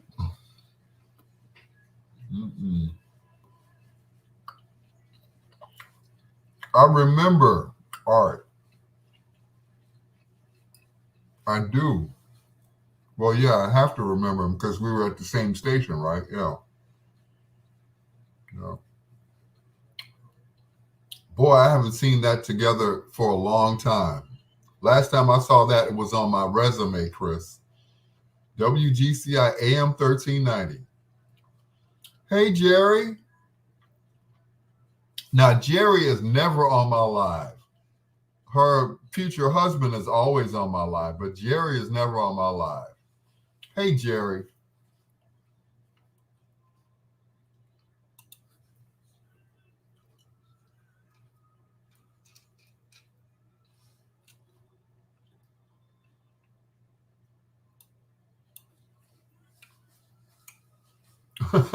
Hello, Uncle Dr. Al. I like that. I always say this. I never thought that Jerry even cared for me, but you know.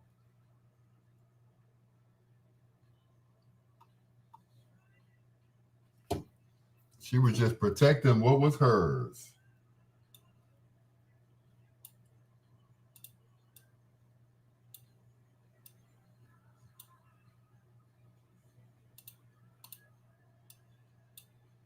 Yep.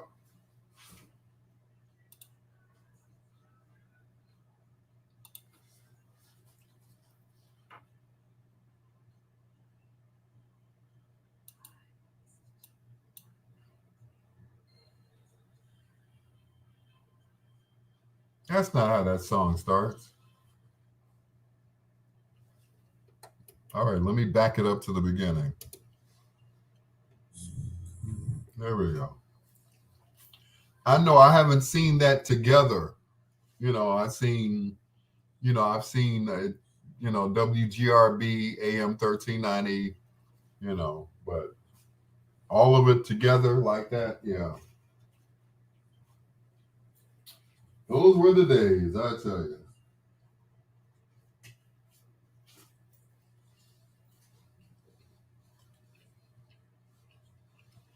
I could imagine. I really could imagine, yeah. Taking all of your time and your sleep. I love you too, Jerry. I love you too. I cannot wait.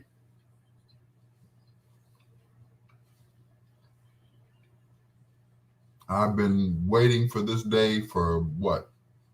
Almost 6 years, 7 years? Yeah. I can't wait to see you all tie the knot. I really,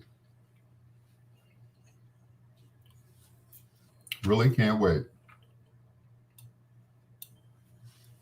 So I will be there. Lauryn Hill and the Fugees canceled their Ravinia concert. Really? Oh, because I just did a commercial for them. So I guess they'll be dropping that. Oh, okay.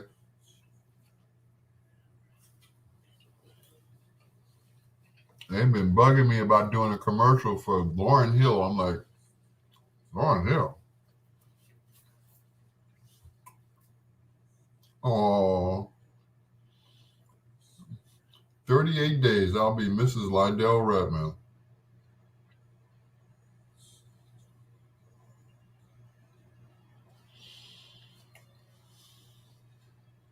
I'm so happy for you all. I really am.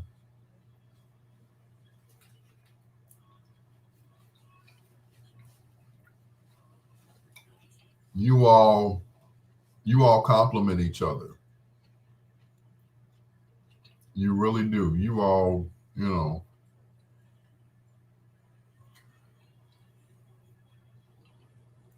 and I don't mind telling you, he tells me everything about you. He tells everything because he loves you so much. And he knows how I feel about mine. But when he talks about you, there is a look in his eyes, and I wish that I had that same look. He loves you. I wish somebody would tell that person that I love how much I love them. I wish somebody would tell them and they believed it. But I don't mind telling you, you know, I mean, we boys and everything.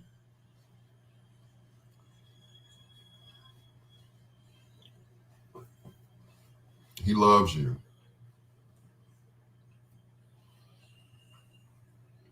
He loves him some Jerry. He just does. You know, other women hug and kiss all over him. But at the end of the day, that's your man. And he loves you. He never has anything bad to say about you. He'll talk about everybody else.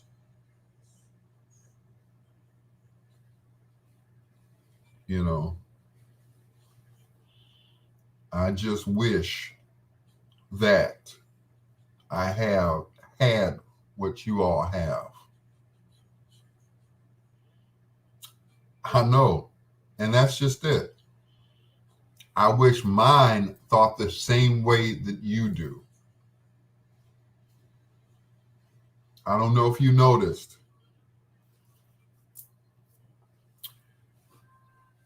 Yep, I took it off. And that's something that I never do. Even when I was out in Park Forest, I wore a ring on this finger. It's gone.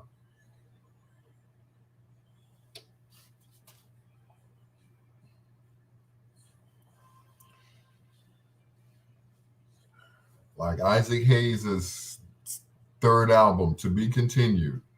But right now,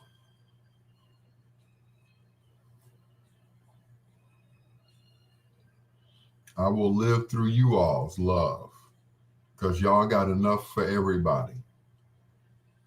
I never see you all apart. Even when he's with me, he's with you. He talking about you. You know.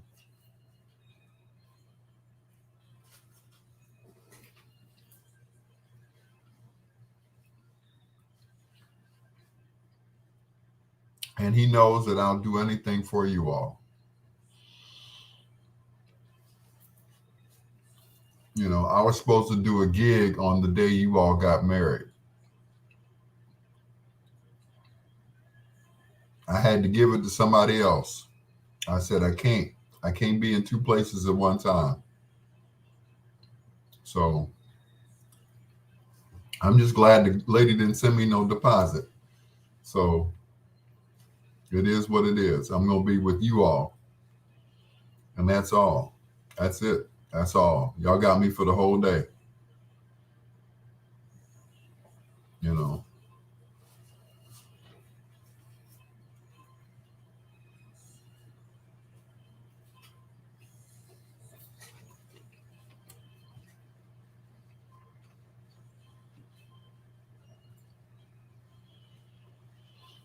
Oh.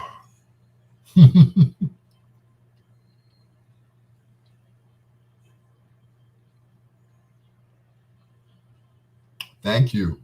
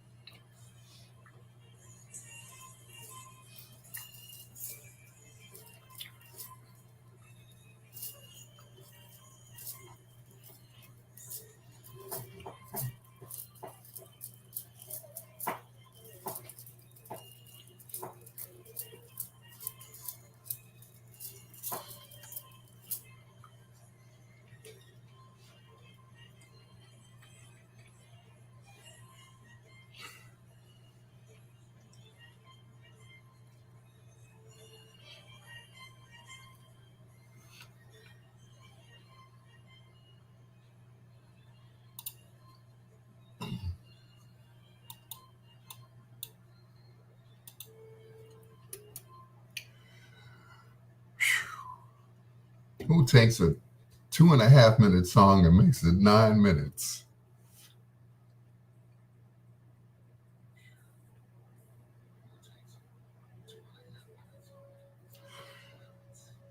I'm sorry, y'all. From the album Black Moses, that is Isaac Lee Hayes Jr. And Your Love Is So Doggone Good. In 38 days, Jerry and Lydell will be united in holy matrimony. Jerry, that was for you and for Lydell. And I'm so happy and I'm so proud of you guys. I can't wait to be there. I know that's one of your favorite songs, so I had to play it. Isaac Hayes, right here on Bedtime Stories. All right, enough of the crying. Here's Vesta and Sweet, Sweet Love on Bedtime Stories.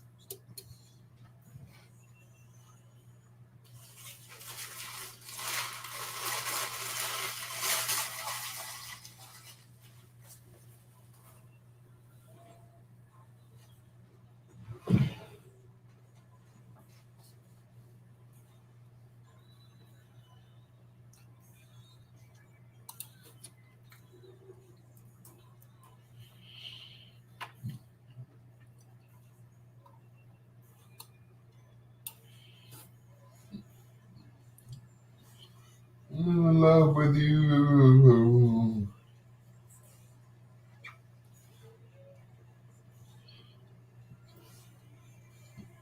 To me.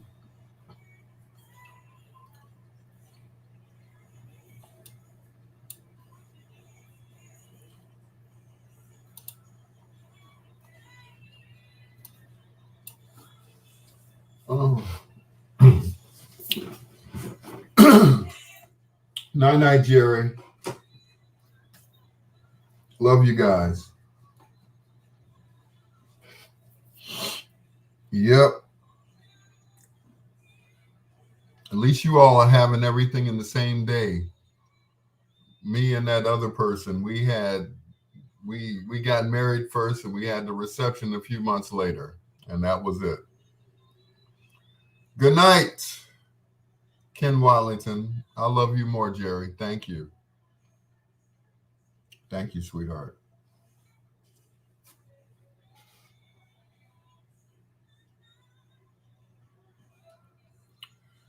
You know, I try to be there for people and I just hope that they are there for me. And yeah, I've been trying to be there for you guys. And I hope that I can continue to, as long as I have breath in my body. I'll be there for you guys. I'll be there for you. You all are my family. You know,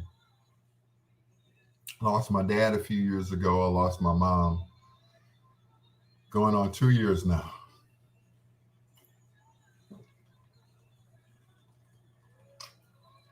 So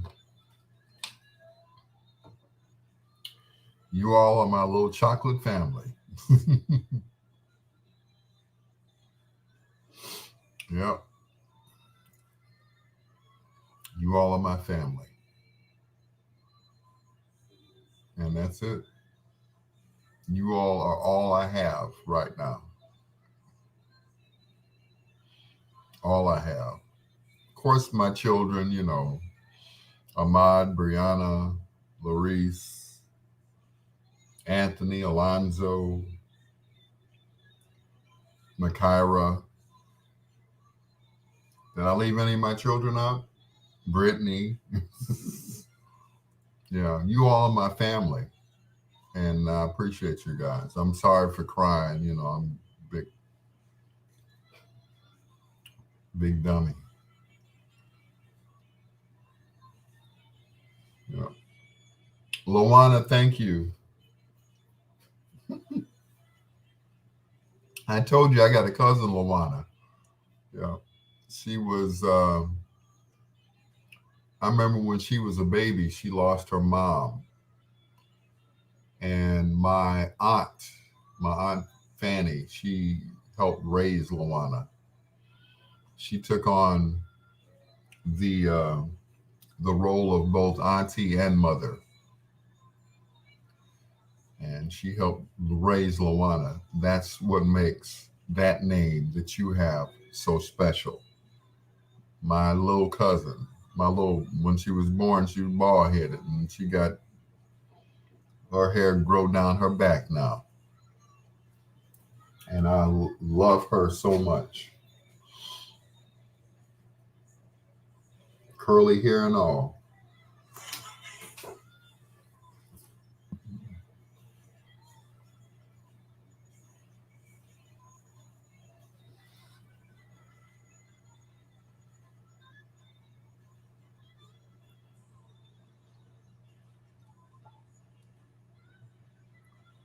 Nope, last name is Greer. Mm.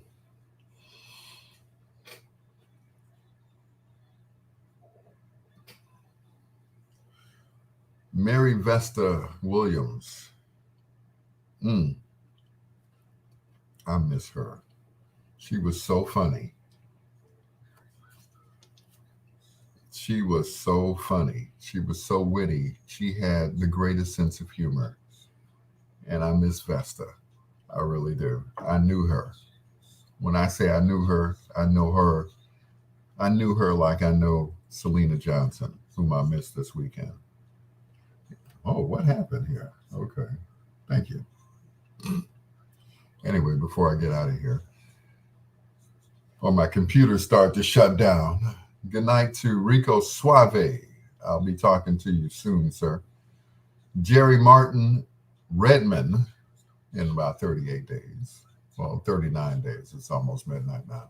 Ken Wadlington, Sheila Forrest, of course, Lady G, and everybody else who chimed in tonight on Facebook. Chris Bass included. The Sister Teresa, and everybody else. Till next time, blue skies, green lights, and peace. Good night, Miss Delicious.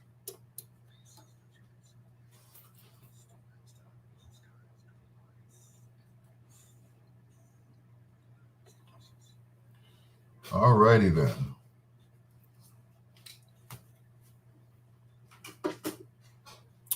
Thank you guys once again. Catherine, thank you. Lawana, thank you for the compliment. You all are my family.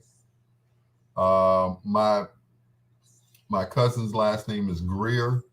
She was married to, of all people, she was married to Mr. Ricky's son. Yeah. So she got kids by Mr. Ricky's son, but she still claims Lawana Greer. Good night, Catherine. Thank you. Once again, Jerry, I love you. And everybody else, thank you. I couldn't have made it through this night without you all. And once again, just know that you all are appreciated and that I truly love you guys. I really do. You are my family. You all are truly my family. I have no, and it sounds so sad, but I have no one else to turn to. And I appreciate you all being there for me. And that's it. I really do. So once again, thank you. And bless you all. And I hope you all have a great morning. Great the rest of your week and your weekend. And I'll see you all on Monday, on Monday night, Tuesday morning, of course, on my live for WVON, and of course Tuesday night, Wednesday morning for VON. Rico Suave, I'll be calling you sometime tomorrow so you can fix this truck. But looks like I got a new mechanic. I'm thinking it's mutual. God's late night family. Absolutely, because I don't mind saying this, but you know, um, you all are the reason that I do this. I mean, yeah, I get paid once a month for doing this, um, and that's through my sponsor. And I'm on 4 radio stations simultaneously. That's wonderful. That's wonderful. That's all good. But you know, it's the joy of doing this for you all. When I was growing up, that's what I did. I played music for people until they went to sleep or left the house, whichever came first. They said, if you want to stay up with us, you got to play some music, little boy. And that's it.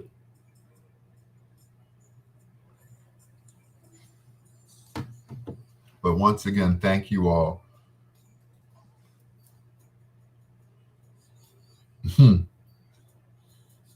Thank you, Catherine. You just don't know. I've been away from my wife. I wasn't going to talk about her tonight. I've been away from her for 2 years. You know, when I thought she didn't want me anymore, I had I moved with someone else, thinking that my wife had moved on. But when I moved on, she came back or wanted me back, or at least that's what she claimed. And then when the other lady was out of my life, then you know things things remained. I'm still not at home. I'm at home, but I'm not. And that's why I played "It Takes a Fool to Learn" tonight by the Spinners. 'Cause love don't love nobody. And you know, I don't try to hide my feelings, because I feel like y'all think I'm being phony or whatever, but I'm not. This is me. You know, balding, teeth falling out, face kind of sagging now. Thank God for my Indian genes, keep my high cheekbones and everything else. Constant prayer is one. Thank you, Catherine. But I just don't mind telling you all, my struggle, my story, because I feel like if I tell my story, then some of you women are usually hard on men, and I know that, and I understand it. I understand that you're hard on them, and I understand why. And I understand why you're so hard on them. Some of them just don't act right. Some women don't act right. Men feel like they need to lie to be with women. I'm just straight up. I tell you all, I don't try to hide anything. You know, because I feel if I'm phony, then you guys will not stick with me. Guys will not watch me. You will not listen to me on the radio. So that's what I do. That's who I am. And, I let everybody know that, yeah, I have feelings. You cut me and I'll bleed. You know, what's that song by Boy George? I'll tumble for you. But that's for real. This is all me. This Al Greer, uncut, uncensored. And that's how I am. You know, I wish that things could have been different. But you know, as I remember one night doing my show, and my wife came down to the radio station where I had my then friend girl with me, and she just she she basically pulled rank that night. But it was almost like a standoff. And I'm like, oh, Lord, don't let them start fighting and I'm on the air. But, yeah, they never got out of pocket. They never confronted each other. Nothing was said to the other one to get the other one to stand up and say, this is my man. This is, and that was it. That was that night. And, after I got kicked out living in Park Forest with the other young lady, then I was like, okay, well, I guess I can go home now. And the wife said, no, I asked you once to come home and you didn't. I said, okay. So that's the way it's been ever since.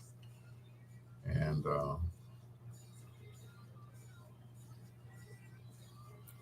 at some point you just get tired of waiting. It's just, your heart can only take so much. And that's it. So, I don't foresee myself getting into another relationship. I just don't. It's sad. It really is. It's really sad. That I have to, continue to go through this. But, once again, I thank you all for, for checking me out every time that I'm on. I appreciate you all for what you do. Dropbox. You all, you're one of the realest guys. Thank you. Thank you.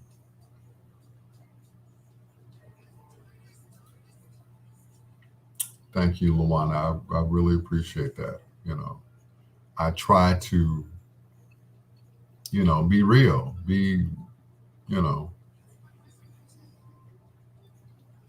and that's all I can do. I can be the best me that I can be. And that's it. So that's it. So, but, I'm going to send this show to my nephew so that he can play it on his radio station. And, yep. All right. Where's my Dropbox? I'll find it.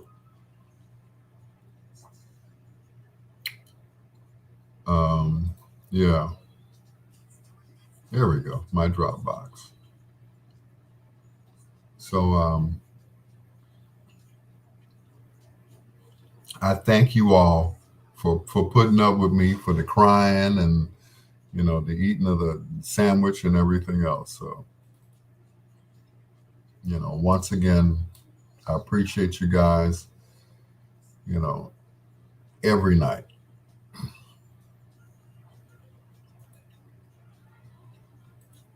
So,